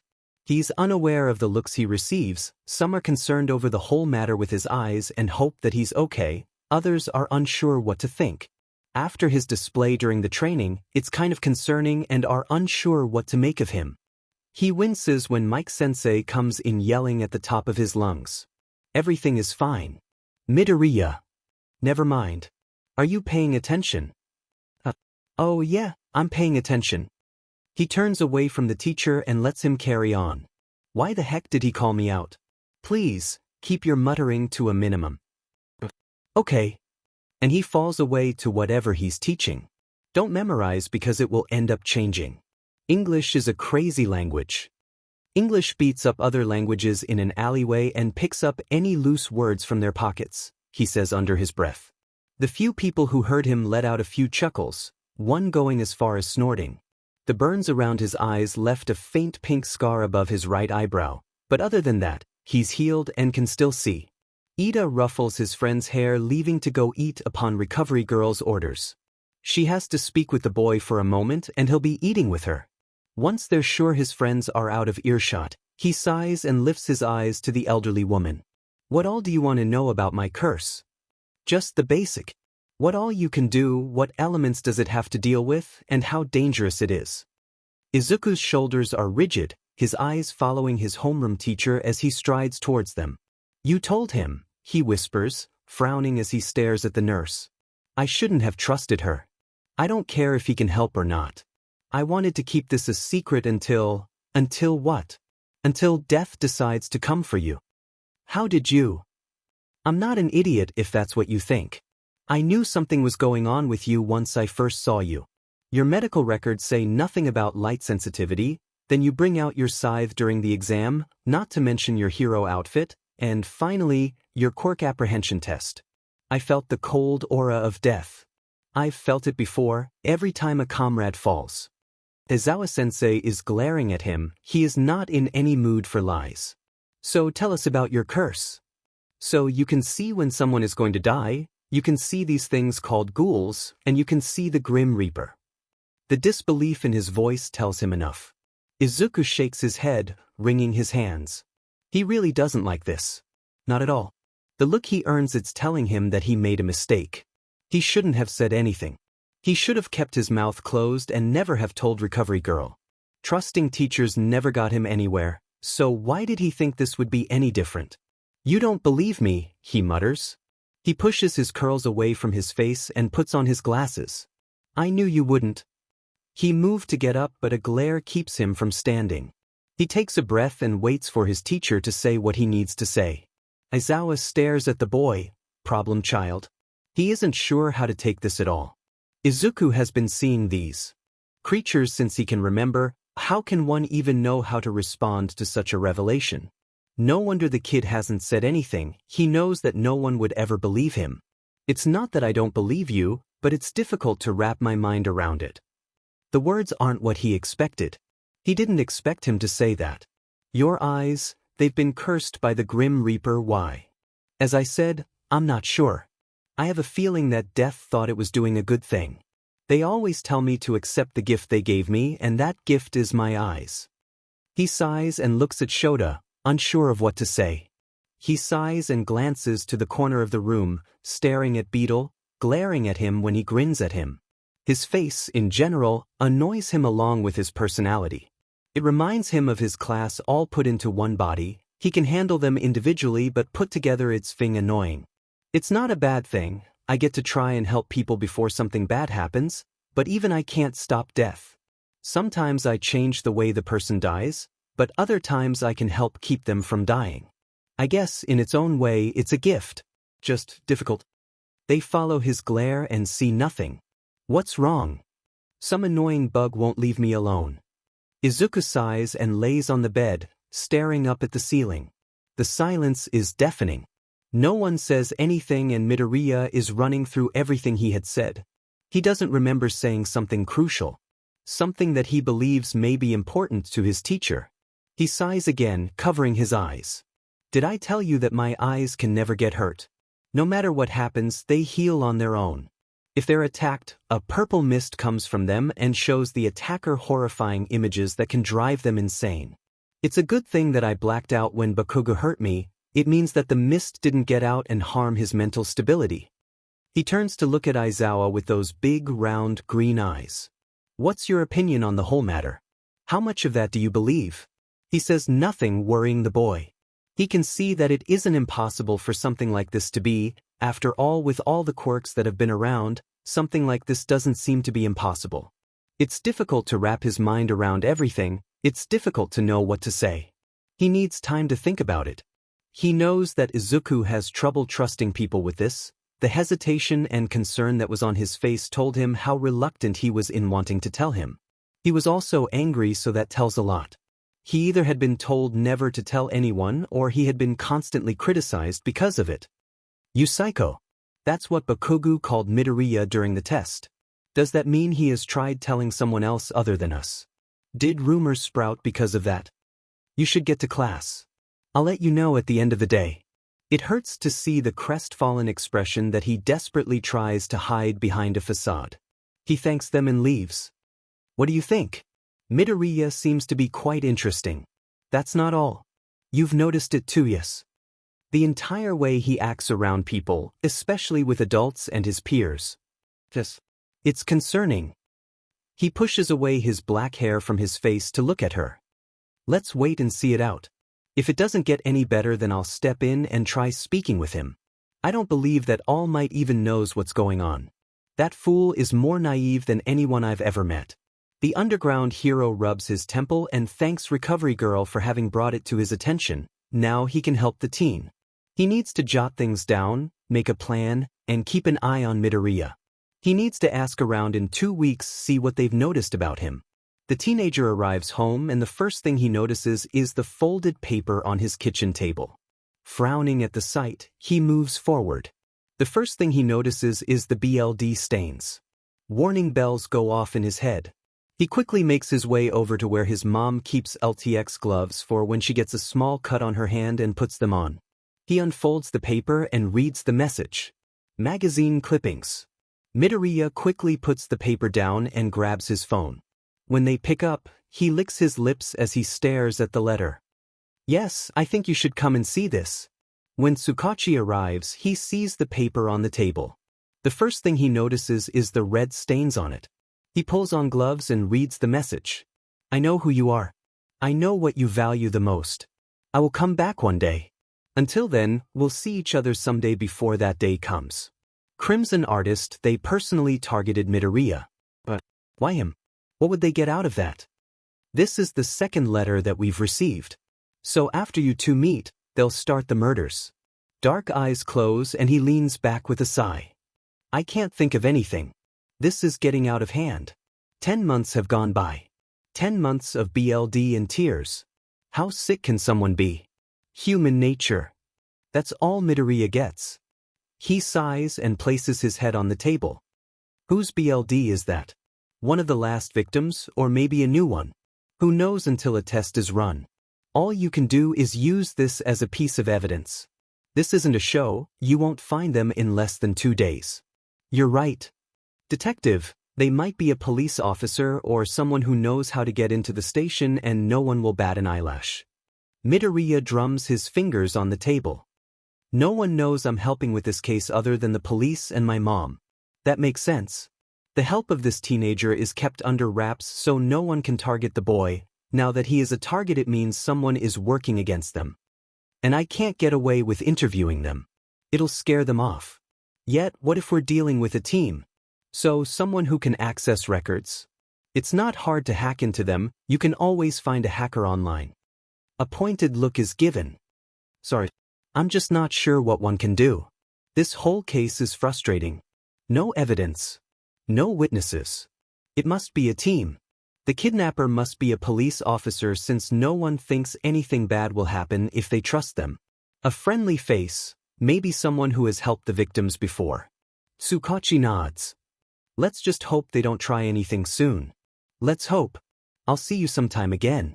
I'll call if anything happens. Yes, of course. Have a good night, Midoriya. Have a safe trip home, detective. Once the man leaves, Midoriya sighs and stares at the table. How did they get in my house? Do they have a quirk that allows them to do that? Or what? He shakes his head, yawning. It's late, I can find out later. Arriving in his room, he feels a soft breeze hit his face. The window is open. Izuku deeply frowns. Grabbing a knife from one of his drawers, he looks through the room. Nothing. The front door slamming brings him out and finds the small chain swinging. He rushes out and finds no one. Damn it. They were inside the entire time. The detective and I spoke. How did we not notice? He quickly grabs his phone, texts 𝐒𝐮𝐬𝐽. Someone was here. They listened to our conversation. Be really careful, they know what we know. Act normally at the station, please. It isn't a few minutes later that he gets an answer. Are you alright? Did you get a visual? He pauses for a second. But I believe that the security cameras got at least something. A clue maybe. Tomorrow you can come and check. I doubt that they were dumb enough to forget something like that, but it'll be better safe than sorry. Be safe. Ever since the letter, he has gotten no contact from 𝐒𝐮𝐬𝐽, and Midoriya has a feeling that it has to do with the letter. It's probably best to keep him from the investigation. After that message, 𝐒𝐮𝐬𝐽 made the right choice in keeping him from doing any more. It's boring, but he has to deal with it.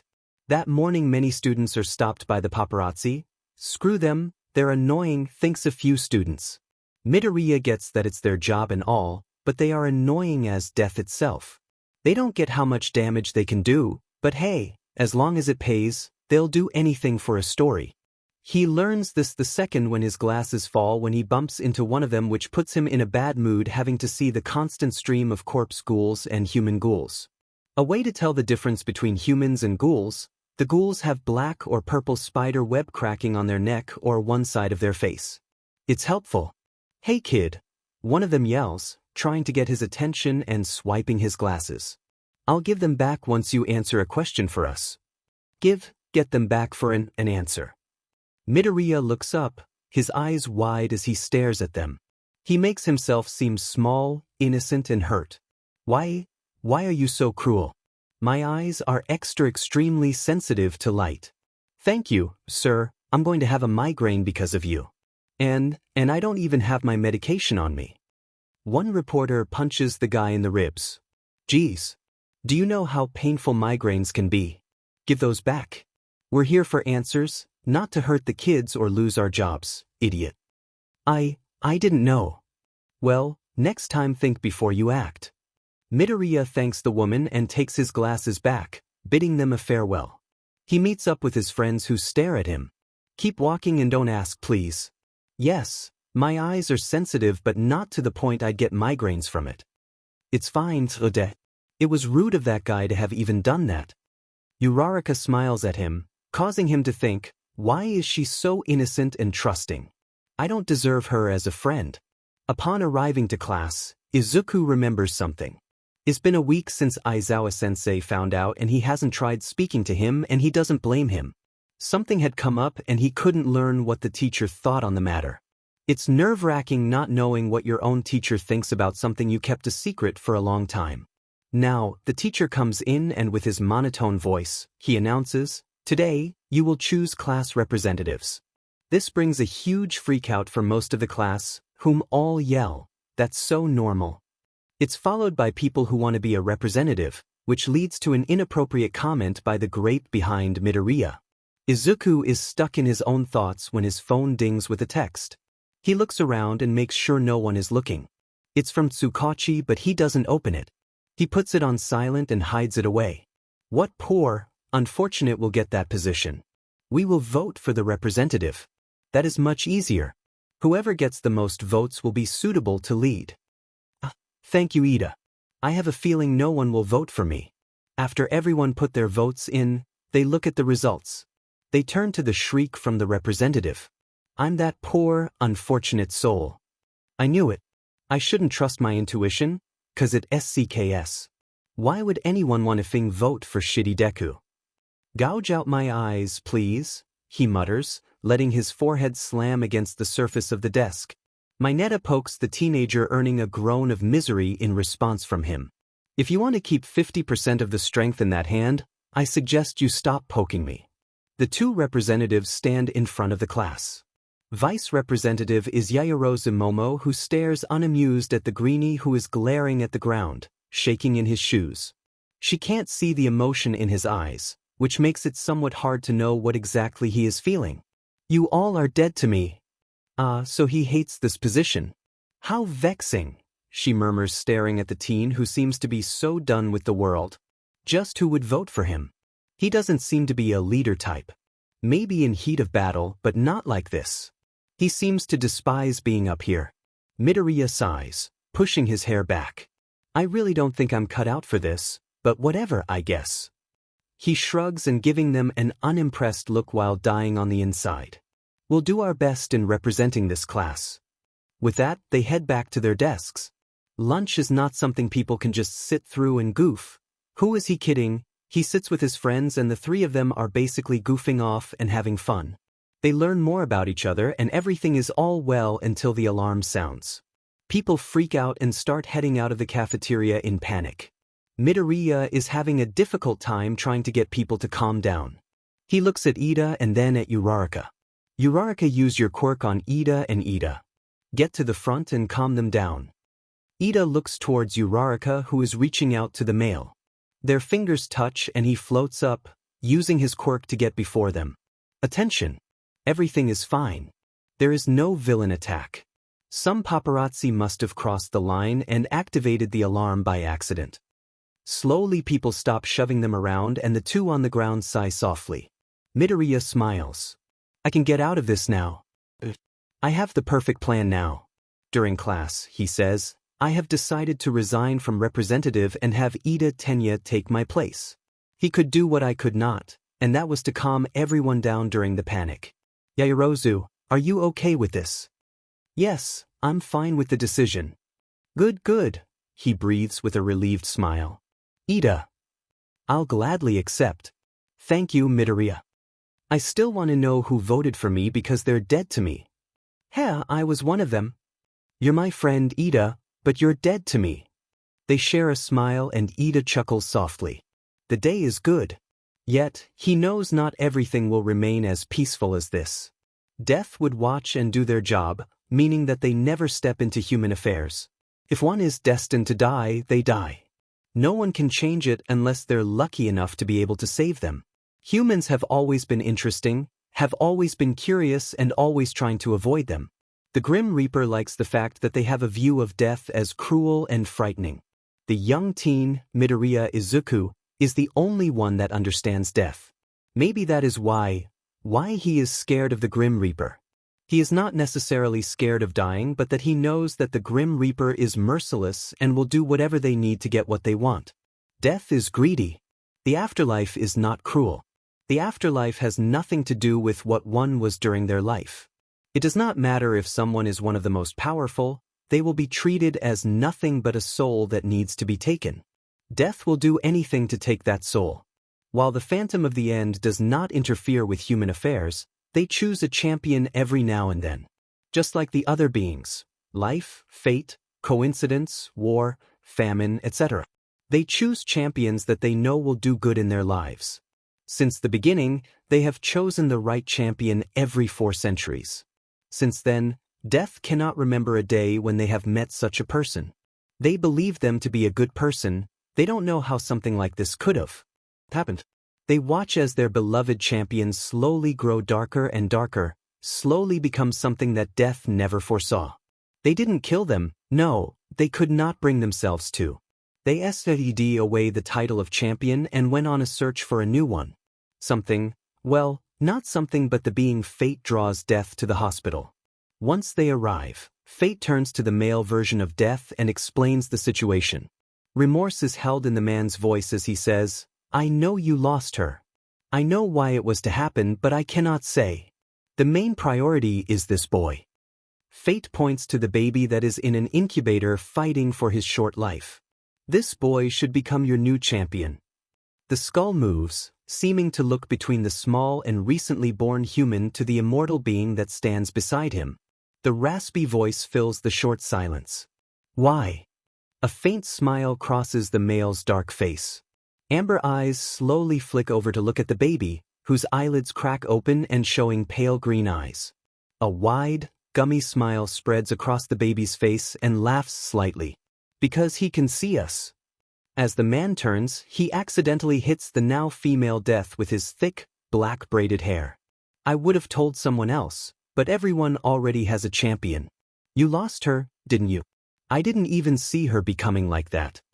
The spike in the air is enough to tell the man to drop the matter. He clears his throat. Fate can change, you know. If you ignore this boy, you can change his fate drastically. If you accept this boy, then you'll be setting the right path. Death doesn't speak for a long. She taps the glass that separates the human and the being, watching as the boy's eyes stare at her. She tilts her head to the side and waits for a reaction. The baby reaches up as if wanting to touch the odd-looking figure. She reaches a hand in and watches as the baby curls his fingers around the bone. How? Fate find, bye-bye. I found him first, says a newcomer with an Irish accent. A female with long, strawberry red hair, freckles sprayed across her skin. She radiates an aura of warmth and life. I noticed when his eyes landed on me. He's so cute. He will be a hero, but I can tell he'll have hardships. The boy is blind, but even then he can see us. See our world. I have a champion who has one more year left, but by that time, this boy would be claimed. Blind. She turns and looks into the eyes of the baby. They're unseeing, yet they see the three beings in the room. The boy is in fact blind. Death, new champion. You will take him. They watch as the rotting flesh slowly forms and stitches itself together, her hair slowly growing and thickening. Death's corpse-like appearance changes to reveal a healthy woman with long black hair, lightly tanned skin. She wears a white dress that shows her shoulders and collarbones. Gold necklaces around her neck. I will take the boy as my champion. She turns to the boy, biting down on her thumb to injure it. With the appealing BLD, she draws a symbol of death on the boy's forehead. As the two other beings watch, the pale green eyes slowly brighten. The color is the same green of 𝐬𝗓𝗓𝗓𝗓𝗓𝗓𝗓𝗓. What will he be seeing first? Life asks Fate. The male reminds her of that man in those old Thor movies. What was his name? He had the sword and was able to transport the people. Heimdall. Yes, that's him. The one from Norse mythology. He reminds Life of the actor who played Heimdall. Corpse ghouls. And Death won't be able to change it unless he asks her to. La Muerte sighs, pulling her hand away from the boy. Said. He liked my gift. They smile. While Death can be greedy and get what they want, they can't help but notice the way they care for their champions. How can people fear such a being? Life hugs the other female in the room, smiling widely. He will love it. I'm sure. Death never intended to actually regret their decision. They regret choosing this boy to be their champion. If they knew what would have happened, they should have killed their old champion. But in their moment of weakness, the Phantom let the future turn into something darker than what their new champion should go through. Humans are interesting. Humans can be monsters as well as kind people. Hopefully, this world won't make the same mistake as it did with the last champion of death. The class stands outside of a giant dome. A soft breeze ruffles their hair, waiting on their teachers to explain the lesson for today. Prior to being there, they weren't informed of what was going to happen. Only vague details about a small trip for their lesson, and that's it. They were also given permission to use their hero suits or their PE clothes. A few of the students chose to wear their hero suits while others chose their PE clothes. Izuku is one of the few that is wearing his gym clothes. The strap holding his scythe and his gloves are the only two things he's wearing from his hero costume. Apparently, during the last exercise, Bakugo had burned part of it when he created that huge blast and well, now he has to wait for the support department to fix it. The dome, as someone in the crowd said, looks like the USJ, Universal Studios Japan. The Pro Hero 13 tries to tell them that it isn't and explains that it's to help train on rescuing. Welcome to the unforeseen simulation joint. The USJ echoes many of the students with unimpressed tones, albeit that they're excited about their training exercise. Hopefully, Midoriya keeps the insanity down. They think it's all in good cheer, but if it can happen, that'll be great. Poor unfortunate souls that don't know what will happen as they glance at the teen who is smiling at his friends. He seems unaware of the looks he's receiving from his classmates. He just seems to be really naive and happy, so they drop the expression and go about their way. Midoriya waves a bit at one of them and glances at Uraraka, about to say something when the hair on his neck stand on end as a bad feeling comes across him. He believes it's only the ghouls around him, But that doesn't make any sense. He never feels this way when he's around them, so what the heck is going on? Taking a breath, he removes his sunglasses and makes it seem like he's cleaning them with his shirt while in reality, he is scanning the area. Standing a few feet away, he finds Death watching them. Okay, so that is never a good sign. Don't feel safe when Death is around, you only set yourself up for the afterlife. That's something he came up with when he was younger. The thought crosses his mind when he shudders and averts his gaze to the ground, hoping that nothing bad is going to happen, wishful and futile thinking on his part. Mostly because that never helps him through 𝐬𝐮𝐬𝐷. Best way to show an example is when they enter the dome. The ominous feeling increases by tenfold, forcing him to put his guard up. Izuku. The boy snaps his eyes over to the bringer of the end. Following to where the bony finger points to, Izuku can see corpse and human ghouls pointing at the same place that's in the center of the entire building. They can all see something he can't, but even so, he has a feeling that they're all trying to warn him. There's something that he is missing, but what? Humans. Classmates in danger. Run. His eyes are fixated on that one spot. His gaze doesn't leave it as he inquires, I thought it'll only be us. It's supposed to be us, replies. They stare at the boy who glances to the side. Apparently, he can see something that they cannot since he returns his attention back to the center of the dome. Why? I can't explain it, but I just have a bad feeling, like something isn't right. Abruptly, he looks towards his homeroom teacher and, with chills running down his spine at the sudden revelation and in a grave voice, he says, "We're not alone." That turns their blood cold. Aizawa turns to the space hero. Group together and go back to the bus. 13 Take the students out of here. The chain of events that follows is instantaneous.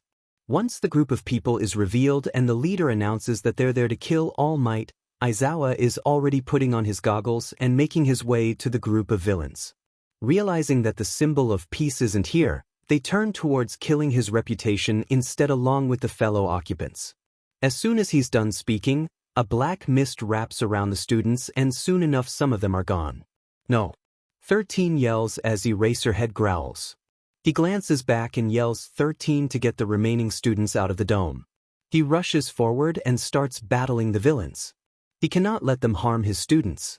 Honestly, if All Might hadn't used up his 3-hour limit, then he wouldn't be having too much trouble.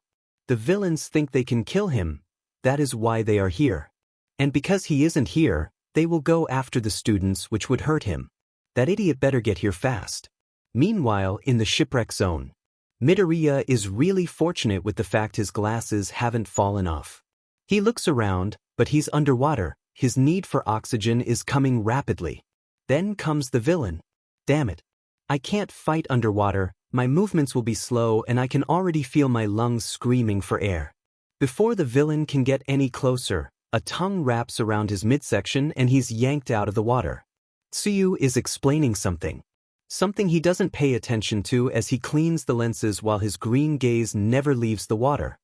His skin prickles at the sudden sensation of a chill in the air. Turning to his classmates, he finds shadows clinging onto him. He turns around and scans the other people. A few shadows dot here and there. That means if we don't get help soon, some of my classmates will die. Death stands at the far side of it all, his cloak billowing all around in non-existent wind while he watches them fight for their lives. He turns his attention towards his champion. The once blind boy, who could have only seen the beings outside of the real world, is standing with 2 of his classmates. The glimmer in those irises shows the intelligence, shows that the kid has figured it out. A once-over of the place and his gaze lands on him. No, he mouths, then he turns to his other 2 companions. Such a hero. With his sunglasses back on his face, he speaks with the 2. He speaks with Tsuyu since Mineta is freaking out and waving his arms around, crying puddles. Tsuyu seems to have realized something, and when she explains it, the picture becomes clear.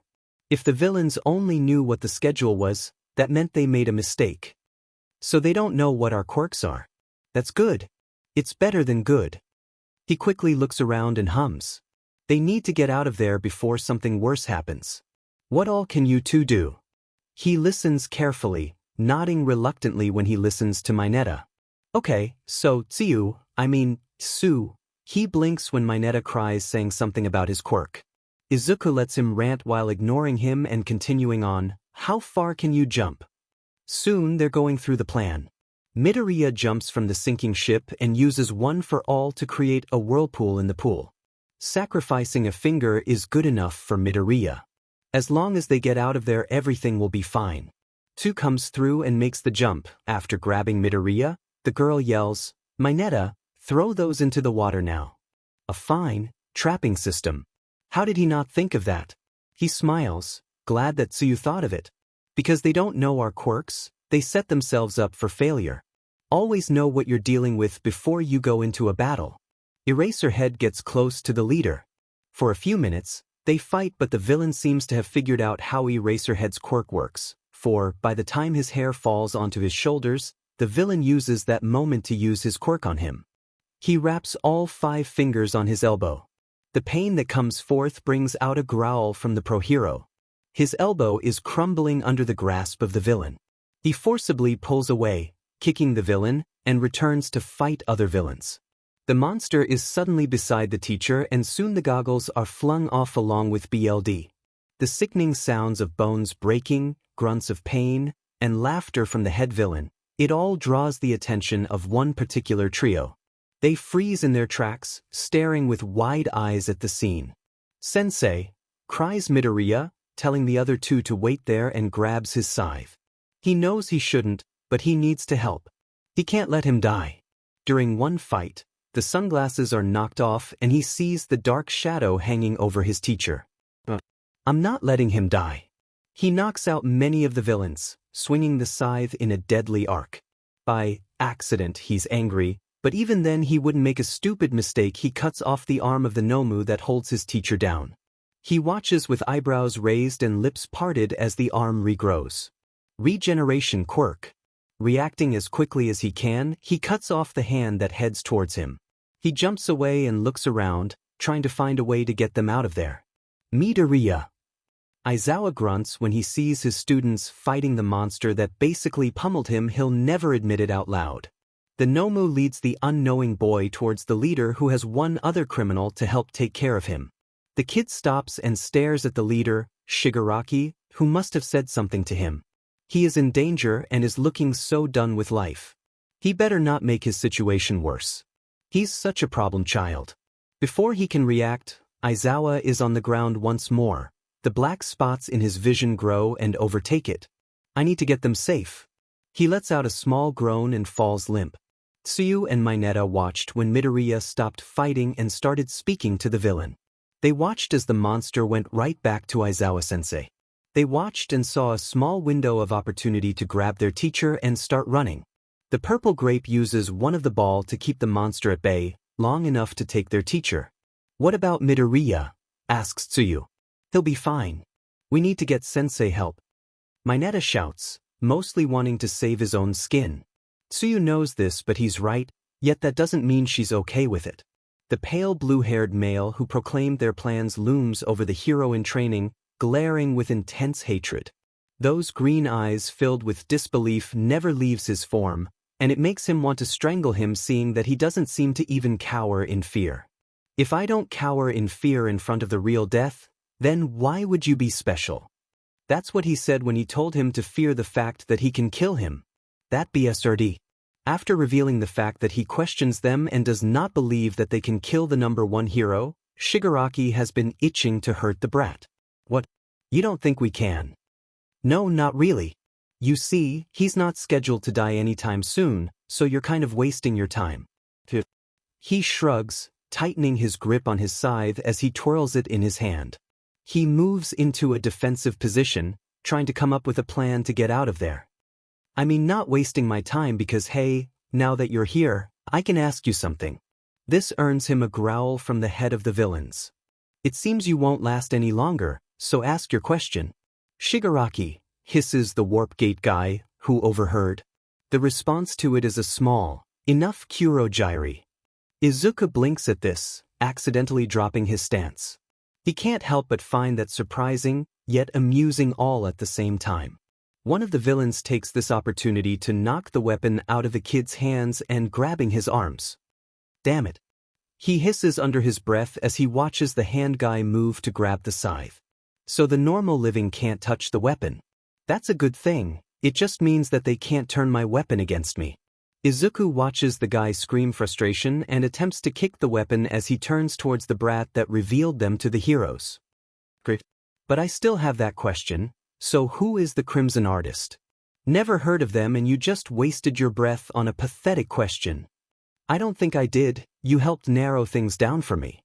To hear you don't know one of the most famous serial killers says something about you and them. You care more about wanting to defeat heroes, but you have no clue how much danger you can be in if you misstep around a few parts of this city. He tilts his head to the side, his hands itching to attack his captor. Not yet. Maybe if I get them talking long enough I can stall them until the heroes come.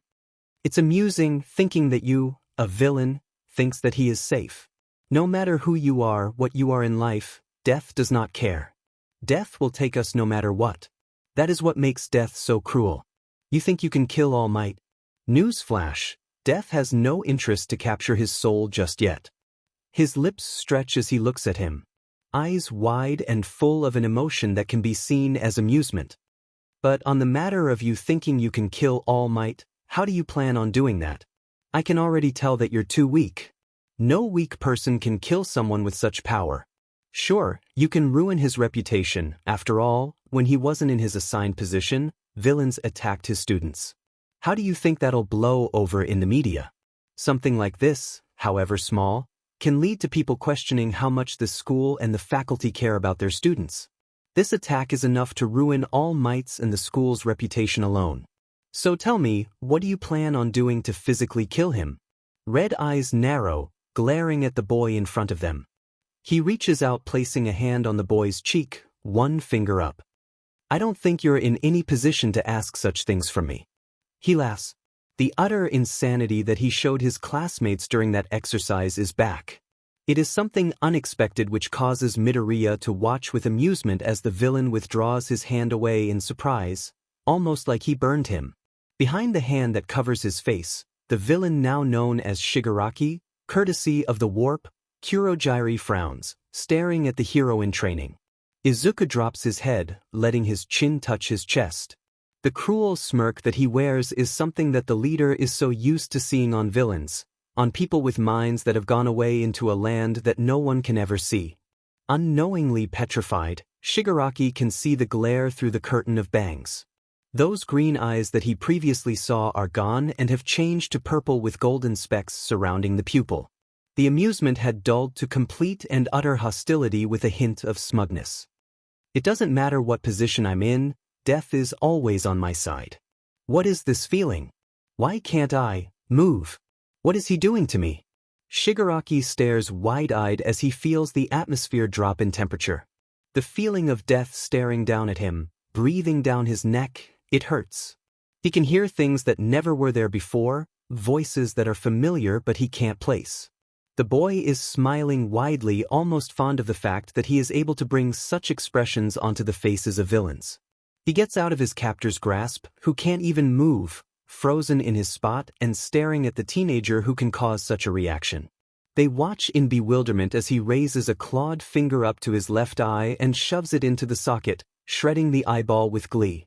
One of the villains passes out at the sight, another 𝐀𝐮𝐭𝐡𝐨𝐫 and vomits once he yanks his hand away, revealing a mutilated eye as he never once looks away from Shigaraki, who doesn't know how to react. He just gouged out his own eye. What type of hero hurts themselves in such a gruesome way? I've seen terrible things, done terrible things, yet why do I have the need to flee? This kid, there's nothing normal about him.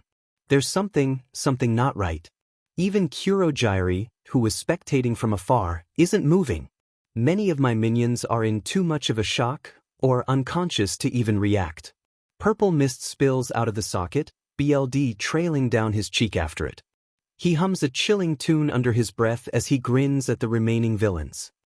I don't normally do this, but you're in a special predicament. He tilts his head to the left, letting the BLD and the mist take the form of a dual-colored waterfall. You surely should do your homework before rushing into a battle. Study before you act.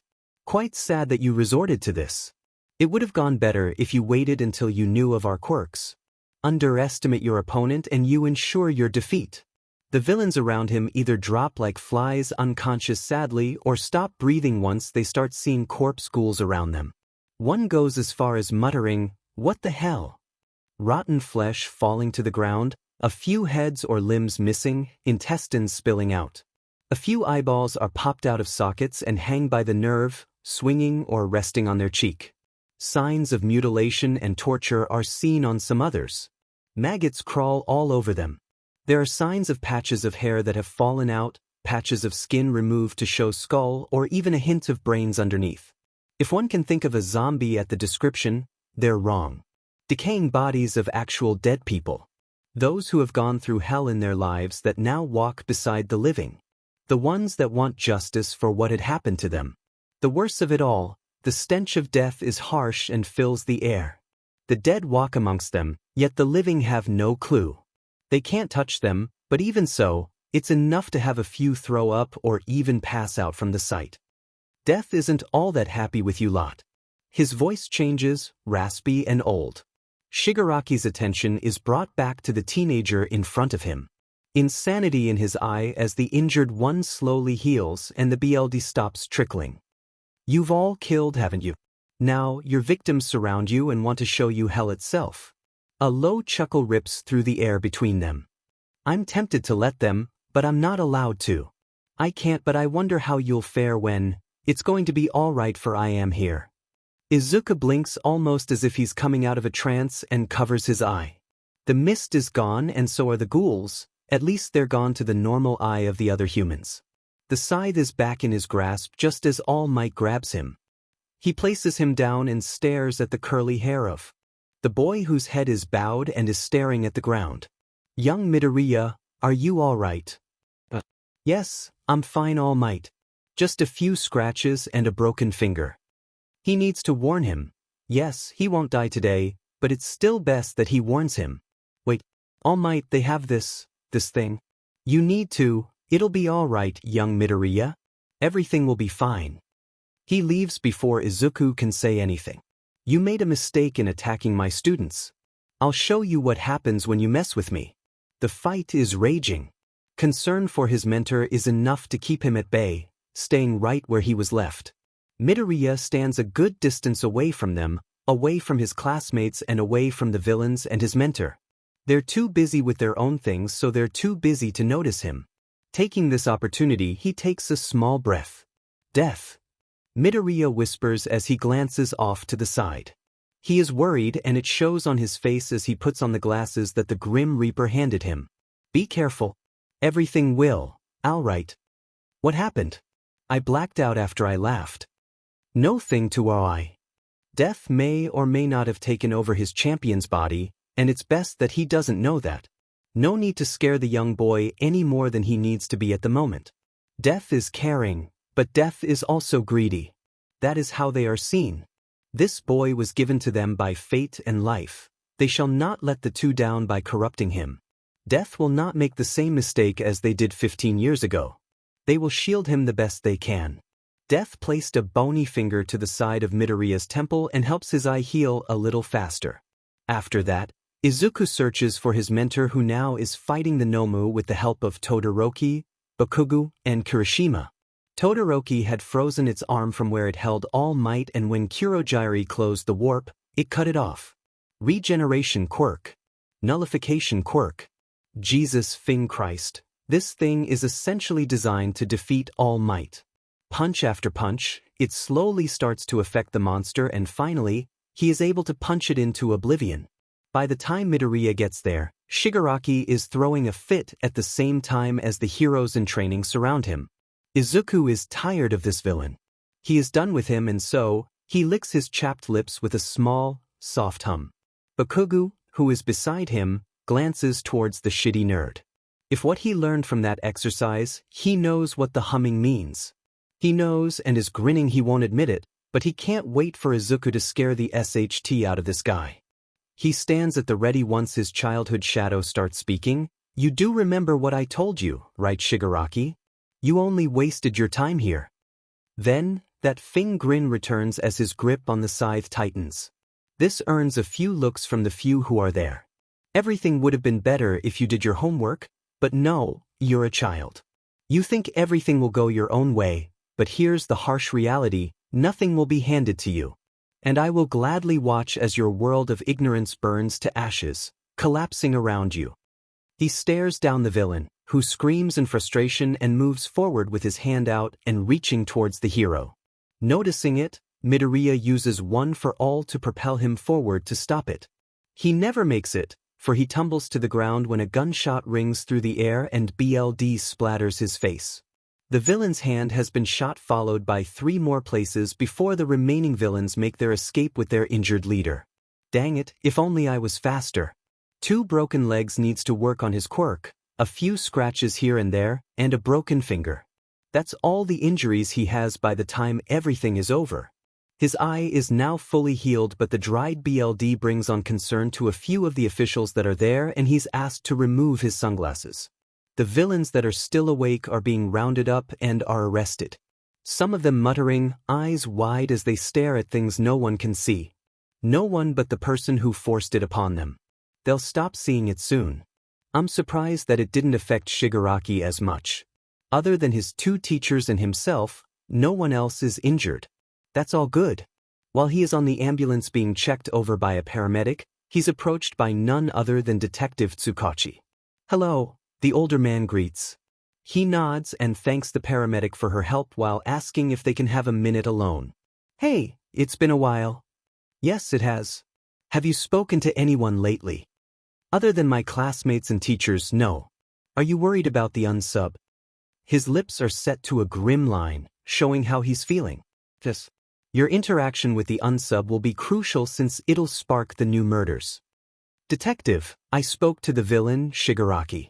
I asked him if he knew anyone by the name of 𝐀𝐮𝐭𝐡𝐨𝐫, and he seemed to be telling the truth when he said no. He never heard of them, even though their name has been on the news. I have a feeling that they keep themselves hidden from other villains as well as to the heroes and civilians if they can avoid it. He nods. He updates him on his teacher's conditions and tells him to rest. He'll need his energy for the next morning. Wait, Shigaraki, he seems to have a child mindset yet at the same time proves to have some intelligence. Midoriya. It's fine. You should leave that to me. I want you to rest, though. It's been a long day. Later that night, Izuku is with his friends at home. They're having fun, joking and doing the normal good teenager stuff when, all of a sudden, Izuku freezes in his spot at the abrupt sound of knocking that resonates through his home. He's tense despite the fact that if anything happens, he has a few friends to back him up. His friends frown when they notice his reaction. Painstakingly, he walks forward when he hears the sound of calm footsteps fade away. What? Upon opening the door, he finds a box on the floor. I wasn't expecting any deliveries. Is something wrong? Uraraka's tone holds worry and confusion, glancing at the box in her friend's hands. She can tell something is not right, especially with the way he cradles the object with the utmost care and the furrowing of the eyebrows. Get me the plastic gloves in the right-hand drawer in the kitchen and the box cutter. As soon as he has them, he puts them on and slowly opens the box, being careful not to jostle it. Holy see, he whispers with wide eyes. Ida, get my phone and call Detective 𝐬𝐶. His number is saved. You two stay away. Call him now, please. His eyes never leave the contents, revolted with what's inside. He brings the box to the kitchen and takes one glove off. He presses his hand to his head as he closes his eyes. He's on his way. Midoriya, what's? Ida's question dies in his throat, face paling drastically once he catches sight of what's in the box. A ruby ring around a soul finger. They don't speak to each other for the rest of that night, and Ida doesn't try to make an effort to contact him because he knows to leave his friend be for a while. Uraraka never found out what was in the box because Ida had skirted her out once the detective showed up and told him they'll see each other at school. Ida couldn't sleep that night. The images of that finger plague his mind. Why would anyone send that to his friend? Just how sick can someone be that they would cut someone's finger off and send it to a 15-year-old? It's revolting. Next morning, Midoriya is the last one to arrive and gives a half-hearted apology, barely blinking when he sees their hurt teacher as he makes his way to his desk. Bags under his eyes are hidden a bit behind those sunglasses he always wears. Now that everyone is here, the sports festival is coming up. The teacher's words fade away into white noise as Ida glances over at his friend. He's tired, that much he can tell. He doesn't blame him. After what happened, that's not something anyone can sleep through. Is it all right for you to host the sports festival after? Yes. The tired response draws attention to the green-haired boy. His head is resting on his arms and his eyes are closed. He knows they're staring at him, but he can barely even bring himself to care about it. It's perfectly all right. It all has to do with you, 𝐶𝐿's reputation. This can show people that albeit the villain attack is strong. Exactly. Aizawa-sensei goes on a little longer before telling them they have a few minutes left of homeroom. In that time, Izuku receives a message. He pulls out his phone and opens it to see that they had been able to identify who the finger belongs to. Amanda Sterling, an American tourist. He thanks him and turns off his phone just to keep from getting into trouble. After modern literature, the trio of friends is heading to lunch. They talk a little about Uraraka's reason to become a hero and comfort her by telling her that it's a good reason, no need to feel inferior to anyone else for what their goals are. PST, young Midoriya. They turn to the source of the voice and find their teacher All Might holding a box lunch. Wanna have lunch? This confuses his friends, but he knows there's a reason for it. He smiles and nods, telling his friends he'll see them later. That is weird. It kind of makes you wonder if they're related. Ida glances over and hums. Yes, but I'm pretty sure it's not that. It probably has to do with what Midoriya received the other day. The box that he didn't want us to see. Yes. I have a feeling Midoriya is being personally targeted by a villain. That makes her worry increase tenfold, but Midoriya will tell them, right? As they're in lunch, they speak a little more about why anyone would target Midoriya.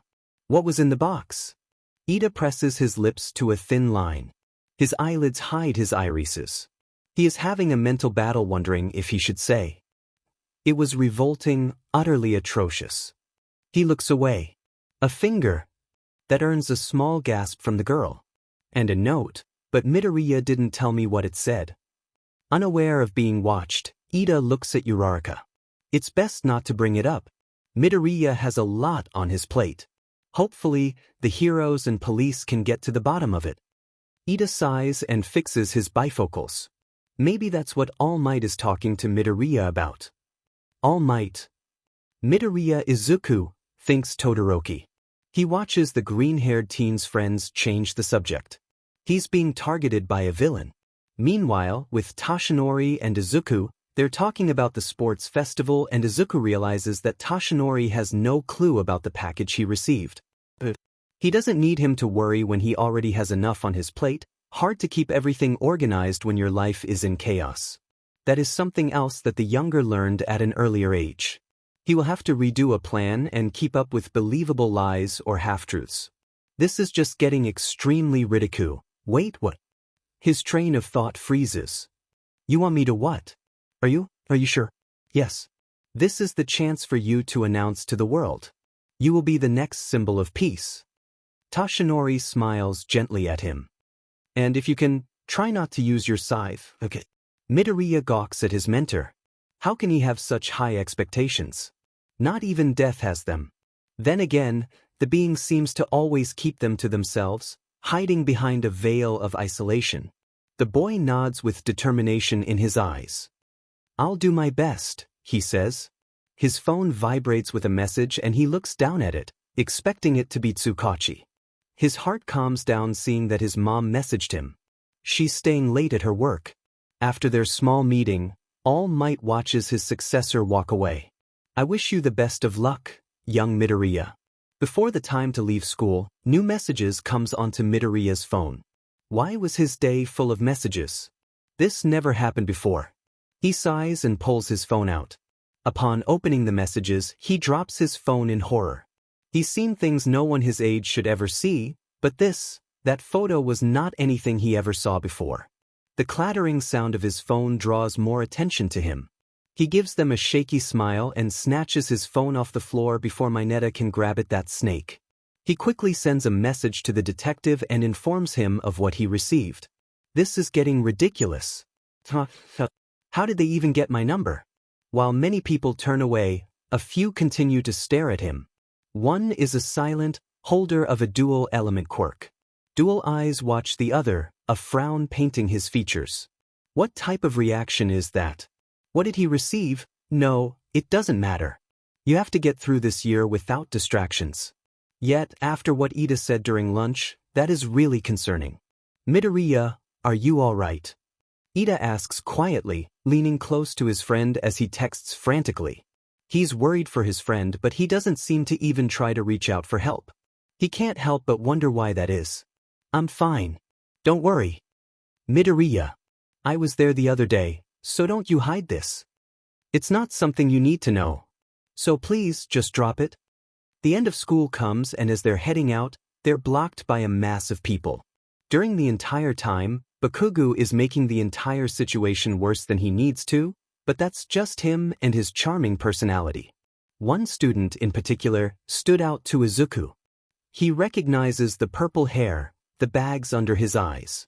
The one who he helped not too long ago, the one who was on the edge of falling into death's arms. The mystery boy who looks so done with life is there, proclaiming an act of war or something. For a split second their eyes meet, and then he's gone. Out of my way, extras. You can't call people extras just because you don't like them. Midoriya smiles and shakes his head at his friend's actions and watches the blonde walk away. He sighs and adjusting his spectacles, excusing himself as he makes his way through the crowd. He keeps his gaze on the ground as he murmurs apologies on his way through the sea of people. Hey, isn't he the one who used a scythe during the entrance exams? Someone whispers softly. There are a few more people who murmur about him and his preferred use of a weapon such as that one. He rolls his eyes and thinks to himself, death has patience, I do not. I need to learn, but I don't want to. He stumbles slightly at the front gate. The world tilts a bit and suddenly he's grabbed, steadied by his friend.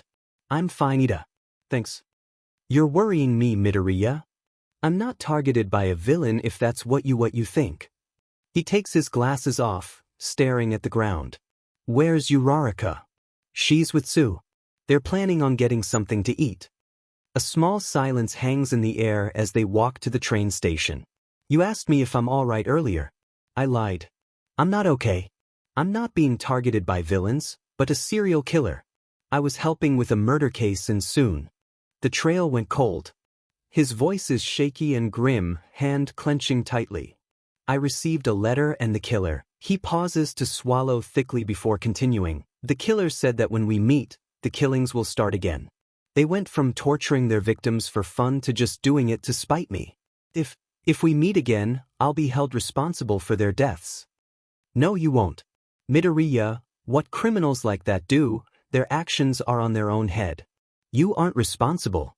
You help because you're asked. Everything will be fine. The Crimson Murders, surely you've heard of them. Yes, I have. What about them?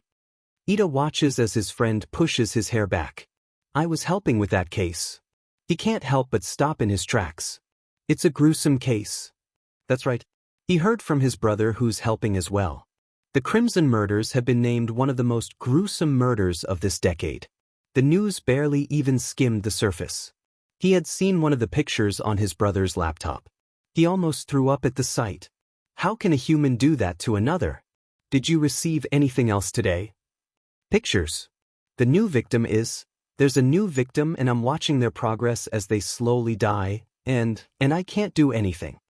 The people they pass look at the kid when he shouted, not knowing what the whole conversation is about. The look of fear and defeat is enough to know not to get into it, yet they feel somewhat concerned. Ida ruffles his hair. He feels bad for his friend. He's too nice and he gets the short end of the stick, having to deal with this mess. He sighs. Everything will work out. Midoriya, you are only a teenager. While you help the professionals, you are not entitled to do an adult's work. Things will pull through. For now, you should focus more on your studies and on the sports festival. He hesitates for a second before nodding. Yes, you're right. He sighs and thanks him with a smile. His mind is on the note. Tick-tock, your time is running out. One day soon we will meet, and you will be responsible for their deaths. I'll continue sending you gifts. Let's see just how long it'll take for you to stop me. Until then, take care. The sports festival is the next week. They have to train and Aizawa's training is intense. On top of that, Midoriya goes to his taekwondo classes and trains on his own time, sometimes with Toshinori if he can. Alongside that, he researches and helps the police with clues that he notices in the pictures of the recently being tortured victim. He worked on the case until he was told to stand down. He shall not work on it any more than what he already has until the killings start again. That didn't blow over well with him, which led to yelling and a few things thrown before he shed a few tears by the time 𝐬𝐶 finally managed to calm him down. If anything happens, if he receives anything, he is to tell them. Until then, nothing has happened. The trail went cold again. It frustrated him to no end, but he cannot go against his orders, otherwise he will be pulled from it and will be monitored to make sure he does not go against it. Izuku is mentally and physically exhausted. He's so exhausted he can't sleep. The following day will be the sports festival and he has worn his body and mind out. His brain activity is high and he is lying awake, staring at the ceiling. Because of this, he is left speaking with Beetle, the human ghoul that loves to prank him. Surprisingly, the Joker has yet to try and do anything to him in any harmful way. When asked, he responds with, "You're a better conversationalist than the corpses. Admit it, you actually like me," he jokes with a soft, tired chuckle. "I tolerate you. There's a difference." Midoriya smiles as his eyes slowly close, feeling his lips tremble as a yawn passes through them. Get some sleep. You have a big day tomorrow. Everything falls away to darkness. He drowns in the dark waters of sleep. Soon enough, his dreams are plagued with blurred torture. While he sleeps, Beetle hums and goes through his things. Snooping around, he finds the research and frowns. What is he doing with this 𝐀𝐮𝐭𝐡𝐨𝐫 murder case? His curiosity is piqued and soon enough, he's reading through the entire case notes. This kid shouldn't be a hero, he should be a private investigator. The kid will do a lot more than most of the police. He hums and adds jot notes on a post-it note for Izuku to read the next morning, drawing a small emoticon. The next morning, Beetle wakes up the kid and gets him going. Hurry. It's a big day for you, dude. Midoriya groans as he rises out of bed and starts getting ready for school. He bids farewell to his mom after telling her about the ghoul. "I'll be safe, Mom. I love you." He laughs and quickly makes his way to the train station. "Have you shadow traveled before?" He doesn't like that grin. He doesn't even get much of a chance to speak and is soon being dragged through the shadows of an alleyway. Everything is bathed black. He hears a few ems of misery as his bare skin is bitten by the chill of darkness. Fortunately, Beetle has a hand on his arm to keep him from fading away and losing himself. They enter the classroom. Izuku jumps and lets out a small mouse-like squeak when he realizes that there is someone else in the room. Upon further inspection, he realizes that the only one who's there is Aizawa-sensei. He sighs in relief, running a hand through his hair, pushing it back. A blush covers his cheeks for he realizes that he must have heard the shriek that came from his mouth. "Oh good, it's only you, Sensei.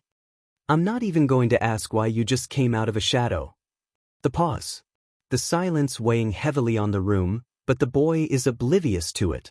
Or what that noise that passed your lips was. Izuku smiles brightly and nods, laughing softly as he makes his way to the desk. He's flustered that he pointed it out, fixing his sunglasses. "So, will you tell me about the 𝐀𝐮𝐭𝐡𝐨𝐫 murder case?" "Huh. I received a message from Detective 𝐬𝐶. I know what's going on." Eraserhead moves a bandaged hand up to scratch his nose. He has to ask. It's early in the school year and he wants to try and make this better. "Midoriya, let me ask you a question.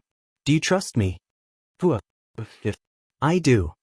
He curses himself for stuttering, especially with the look that he is sure Aizawa-sensei is giving him under all those bandages. What brought on that question? "Okay, do you trust me because I'm a teacher or a pro-hero?" He hesitates, looking anywhere but at his teacher. Seriously, where is all of this coming from? It's scaring me. He doesn't need to know, but I'm sure he won't drop it. He sighs softly, running a hand through his curly hair and gently pulling on a piece. I trust you as a pro hero and a teacher. Midoriya. That is not the truth. Curse him and his perceptiveness. He sighs again, already tired. It's way too early in the morning for this. As a pro hero. Do you? Sensei, please, what does this have to do with the 𝐀𝐮𝐭𝐡𝐨𝐫 murders? He changed the topic. Something is going on with him. He doesn't like being questioned like this. He chose pro hero and not a teacher. That has to do something with his past. Kid, I'm trying to help. So tell me, do you trust us as teachers? No. I'm sorry, but I don't. 𝐀𝐮𝐭𝐡𝐨𝐫 nods, having expected the answer. He sighs and moves to sit in front of him. Why? What? Why don't you trust us as teachers? You trust us in the sake of pro heroes, but not as teachers. Are we bad at teaching? No. That's not. Where are you going with this? You're all excellent at teaching, but... He trails off, reeling in the tears that sting his eyes and calming his breathing down. But you don't want us to know about your troubles. You hold things in and don't come to us when we're here to help. Because I don't need it. That shout causes his teacher to draw back a bit. He looks at his student through the bandages and notices the anxiousness on his face. You don't need to help me. I'm fine. I don't need your help with things. If I need to go to you for a problem, it'll be because of school, not my personal life. You all have more students to deal with than just me. He falls into a small ramble, one that's hard to hear with how faint his voice is. Midoriya, his stern voice draws a small flinch. He seems to be expecting for something to come of it, and the small inkling idea of what that is doesn't sit well with the weakened teacher. I don't know how it was at your old school, but the teachers here are pro heroes. We help people, and even more, we help our students. We can help you, but we can't do that if you don't tell us the problem. Just because we have other students does not mean you can set yourself aside for their needs when you have them too. You don't have to come to me, but if you can go to Recovery Girl or even to All Might. Principal Nezu can help as well. Midoriya stares at him, bottom lip trembling as he holds back tears. I know. God, I know, but I can't. The person I want the least to know about anything is All Might. Recovery Girl has her plate full with me being prone to injury, and Principal Nezu, I'm not even sure how that conversation will go. He rubs his earlobe, pulling on it slightly. I know you can help me with any problems, but I can't bring myself to reach out. Of course. I'll try to tell you, but He trails off when he notices Beetle pointing at the door. Never mind. We should get ready for the festival. The door opens and Iida comes in, pausing for a second. He asks if he's interrupting something important. No, not really. Just talking about the festival. I'm not going to be using my scythe for it. Why? He shrugs, looking out the window. He purposely stops paying attention to Aizawa-sensei, hoping to get away from that conversation. I'd rather not terrify the audience. Yes, that'll be a good thing. But honestly, you're not that scary. Well, I feel offended. They share small, faint smiles and fall into a small conversation while waiting for everyone else. When Uraraka and Tsuyu come in, Midoriya takes the chance to wish them luck. No. Don't do that, yells Kaminari, who overheard. Midoriya, you wishing people good luck is wishing them bad luck. Excuse you. Oh, coughs Kirishima. I'm joking.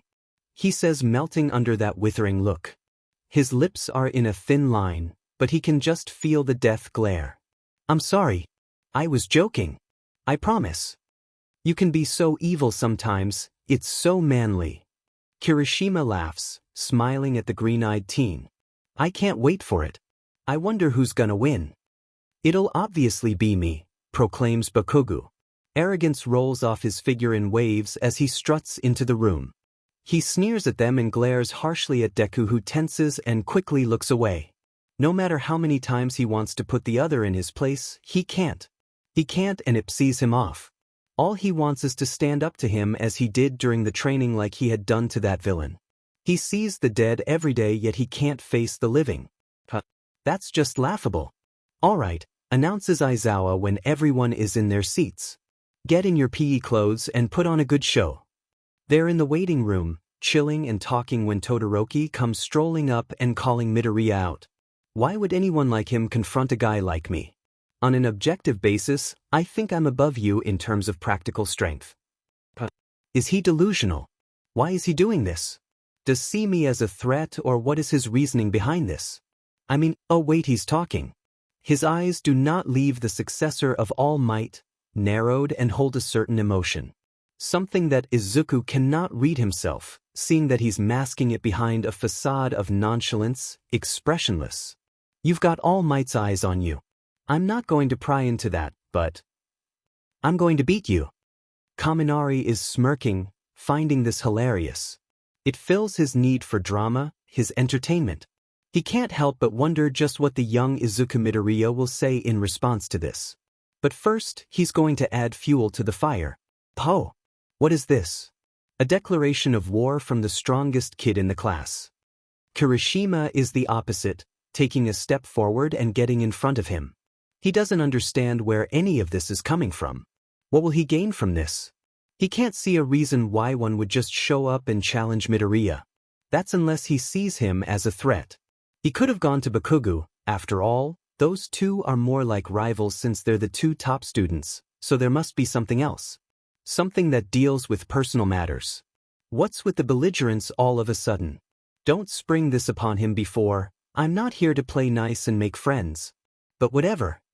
The cold look in his eyes has them back up, but Izuku lets out a small scoff. He's annoyed, his time is being wasted.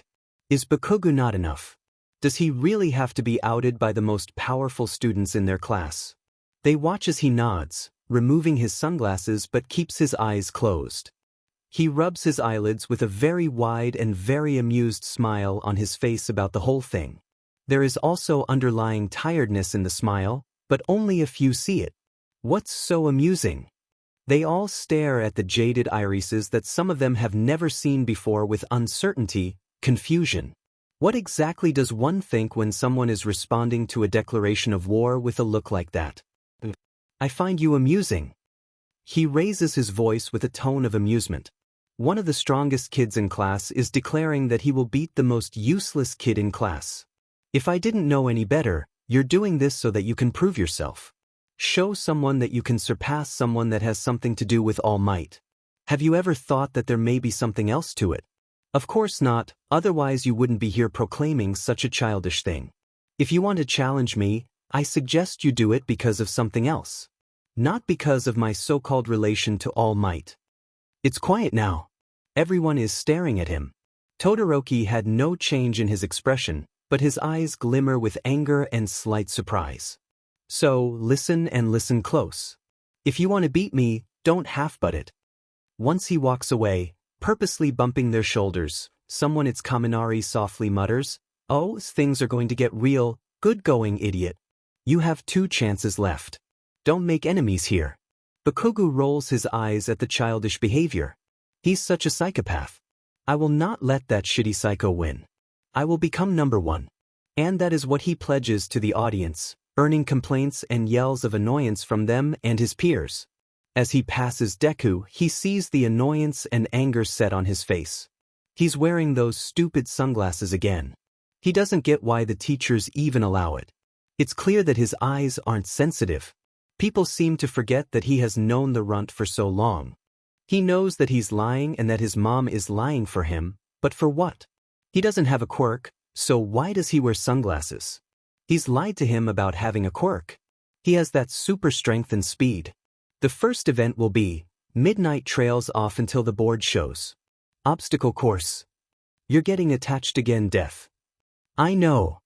I'm not saying it's a bad thing. I can see his future. He is the one you can attach yourself to. You said that about her. Silence falls onto both beings.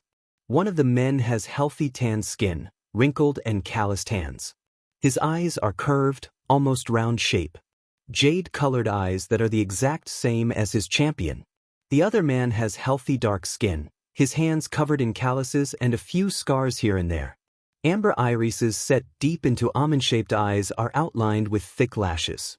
Remorse is set in those amber eyes, gripping the railing in front of them tightly. "Yes," says Fate. "I made a mistake. I hadn't been able to read her future clearly. I'll admit that it's my fault. If I had read her future better, if you did, he would be another's champion. How can death be this adorable? Their speech is like that of a kid learning new words, sounding out each syllable, yet they have been here since the beginning of time. It's adorable how they speak. Fate stops his thoughts. Oh no. I'm sounding like coincidence. Oh the horror. Do you think I did good? Maybe he is better. Someone else. Death. It's fine. You have helped him. I honestly cannot see him being another's champion. Maybe one day he'll meet mine, help my champion with the world around him. Death nods and sighs. Will Izuku win? He'll get close. He'll win the first challenge, but the way he does is amazing. Who wins? Fate smiles, glancing at his longtime friend. You'll see. Pomeranian. What? Pomeranian? The confusion on his face says enough. What is he talking about? Fate doesn't know whether to be amused or worried. Just where has he learned to say things like that? Who are you talking about? Explosive quirk. Holy th. Is he talking about who I think it is? You mean the angry blonde that hates Izuku? Yes. Fate has died. He has been taken by death to the afterlife. His headstone shall read, "Here lies the being, Fate. He shall be remembered as the most handsome being. Died by laughing at death's unknown sense of humor."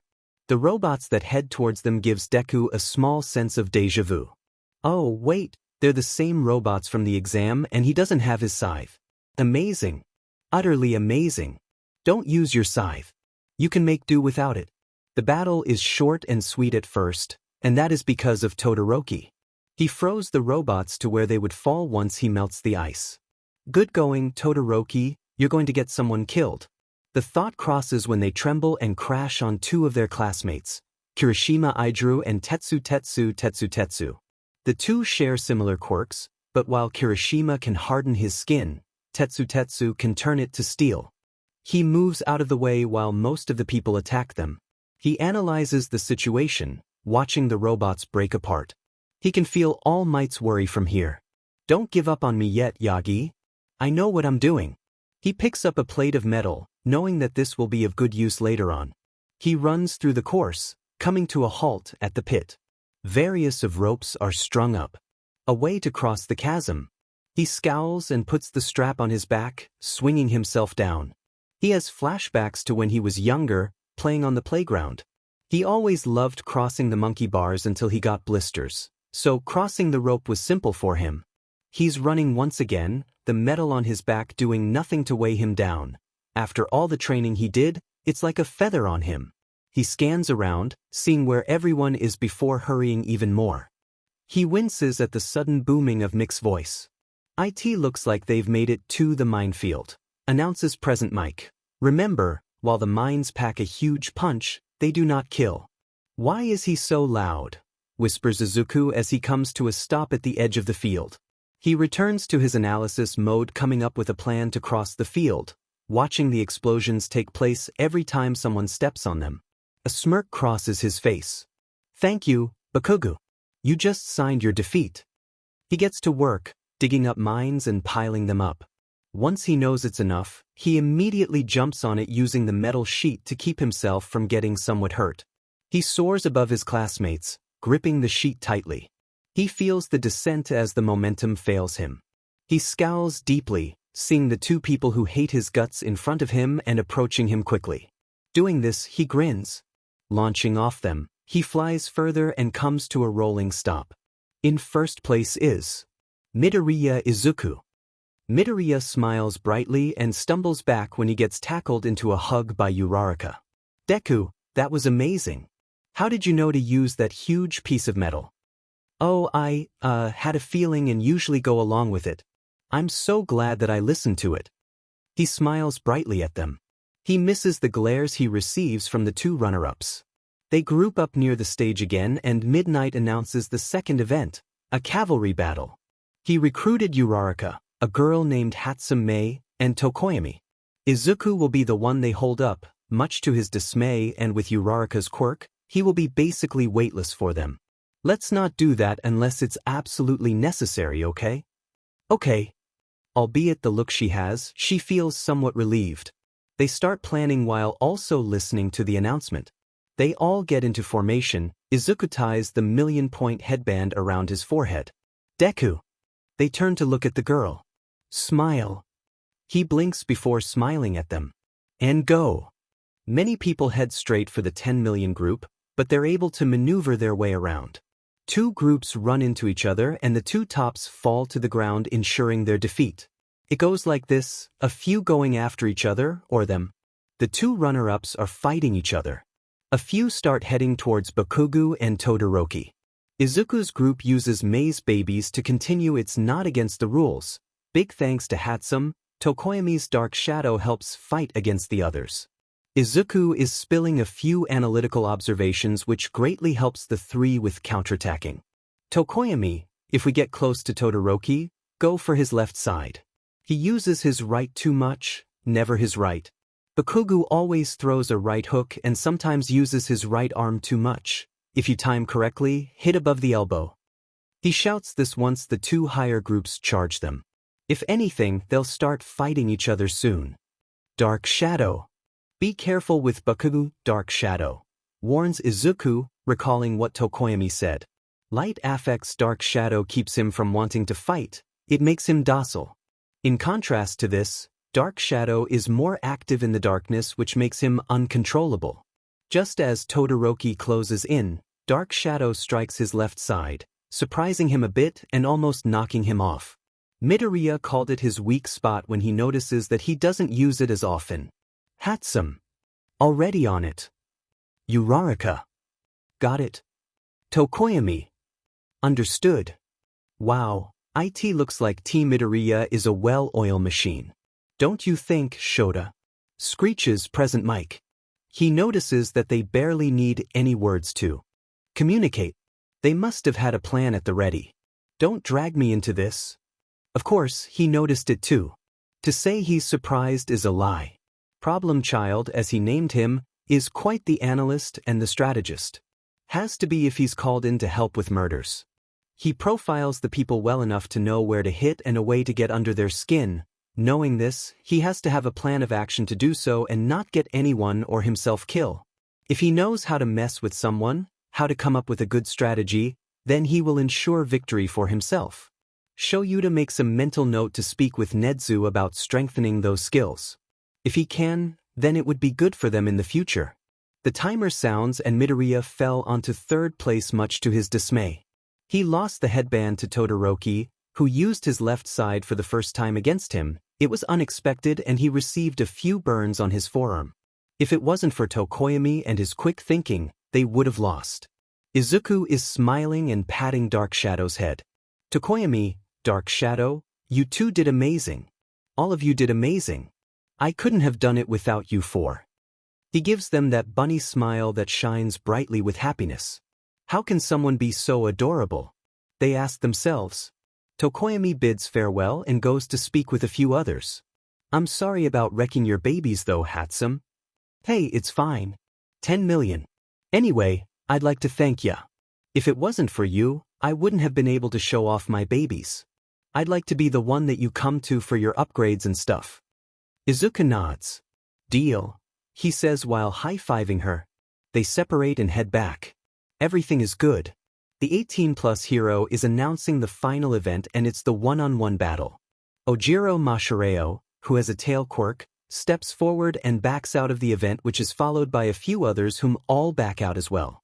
They're given a break for this event and those who backed out are playing a scavenger hunt game. Midoriya, I want to speak with you after you get your arm treated. Todoroki Shudo. Really? It registers in his mind that he got burned, looking somewhat surprised. When did I? He mutters a small. Midoriya stares at Todoroki. They stand under one of the entrance tunnels, feeling it to be secluded and away from the eyes of others.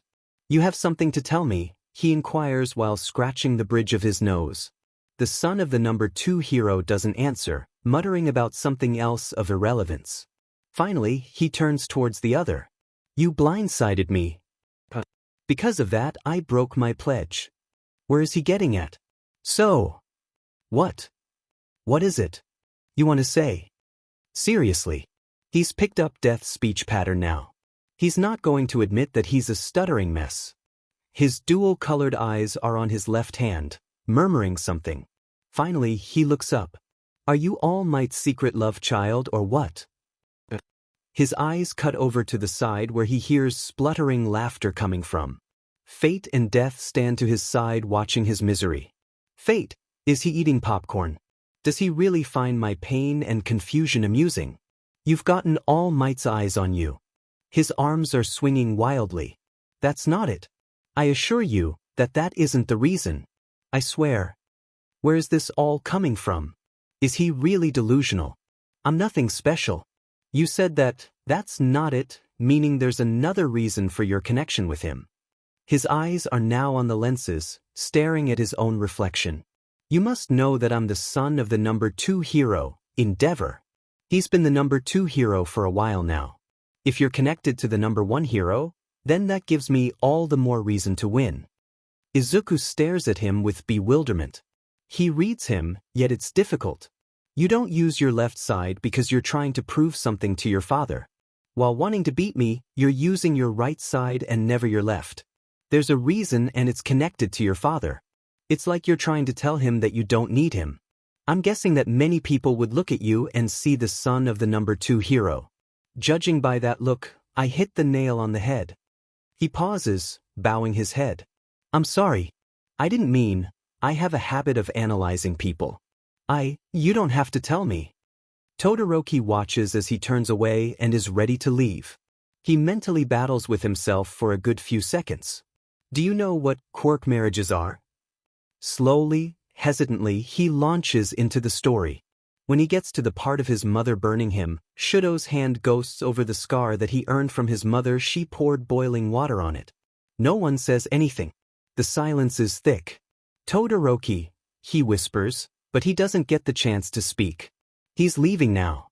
Wait, you wanted to know about my relationship with All Might. He takes a deep breath and shuffles his feet. Surely, you've heard of the Crimson murders. That brings the other back for a moment, turning over to look at the analyzer of the two. I'm helping with the case. I found the second corpse of the murder the same day I met him. He doesn't like that I have been working on murder cases for a long time, so he's helping me. He speaks to me every day to make sure I don't hold, that I don't bottle my emotions, that I don't drive myself insane by seeing the gruesome acts. That's why he has his eyes set on me. It's a half-truth. They stop though. Dual-colored eyes are set on him, the edges of them crinkled into a small frown. He doesn't understand. He's heard on the news. The murders, they've stopped 4 months ago. The case went cold. They have, but Crimson Artist has a new victim in their grasp. They will start the killings soon and I'll be the stressor for it. Until then, I'm enjoying the small break that I have at the moment since the police aren't letting me help any further until the investigation picks back up. Todoroki nods. Hopefully they never will. With that, he leaves Izuku alone. Ida said something about Midoriya receiving a package. Not to mention that reaction yesterday. He must have received something. That killer must have something to do with it. Izuku okay? I'm fine, Death. I'm perfectly okay. I just have a lot to process right now. I should get something to eat as well. Hopefully, I don't do anything stupid. He turns to the other being. It's nice to see you again, Fate. How's your champion? He's struggling.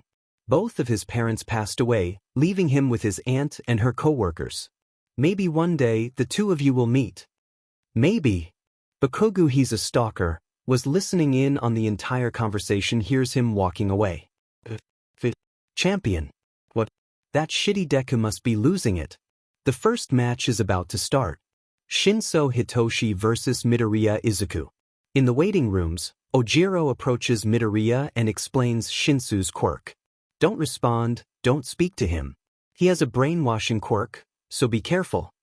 Welcome to the first match at the sports festival. Midnight goes on with a few rules, throwing around the WHP for effect. She smiles widely, moving her hips a bit.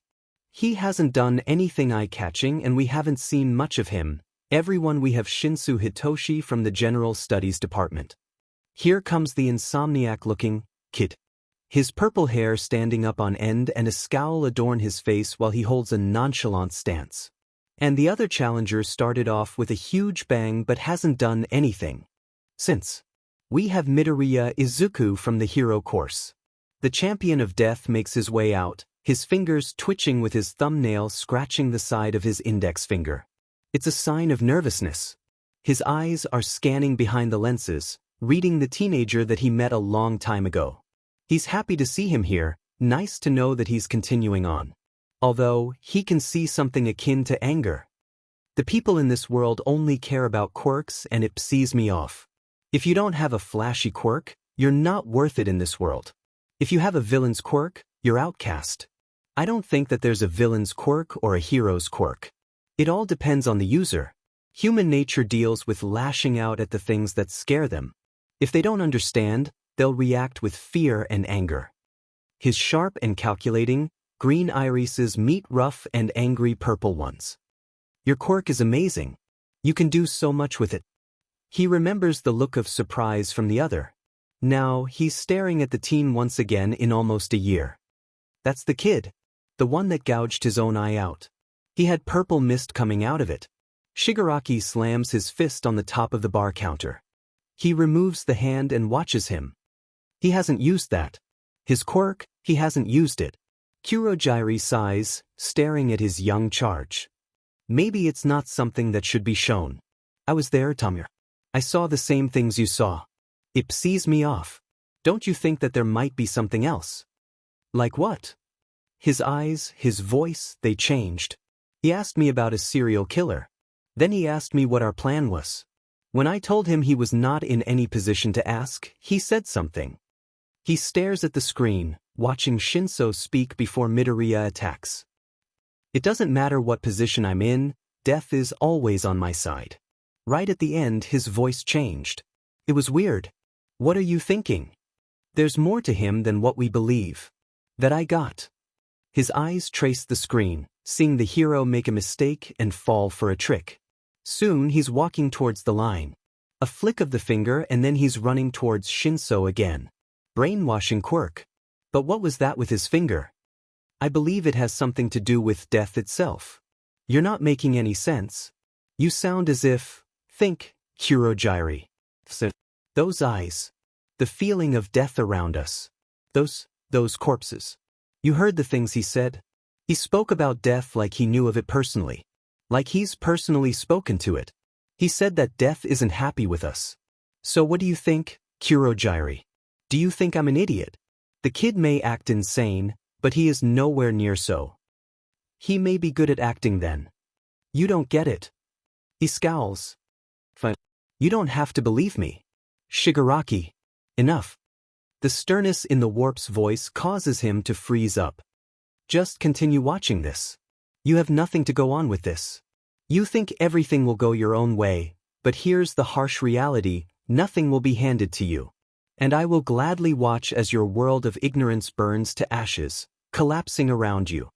That's what he was told by that kid. The one who won the match by judo flipping the other out of bounds. How I hate you for that. I'm not ignorant. You don't understand. Shigaraki, you will meet with the hero killer, Stain. Damn it, sensei. I don't catch a break. And a hero killer. Stain. That's worse than Crimson Artist. Maybe the two know each other. Call me when Midoriya's back on, he says as he walks away. When alone, he mutters, you have intrigued me and we will meet again. By that time, I'll give you answers as long as you do the same. You will not run this time. I will get my way this time and you will not stop me. Shigaraki is still salty with the fact that Midoriya called him out. He still hates Stain. Yes, the conniving snake will try to uncover the secret that is known as Midoriya Izuku.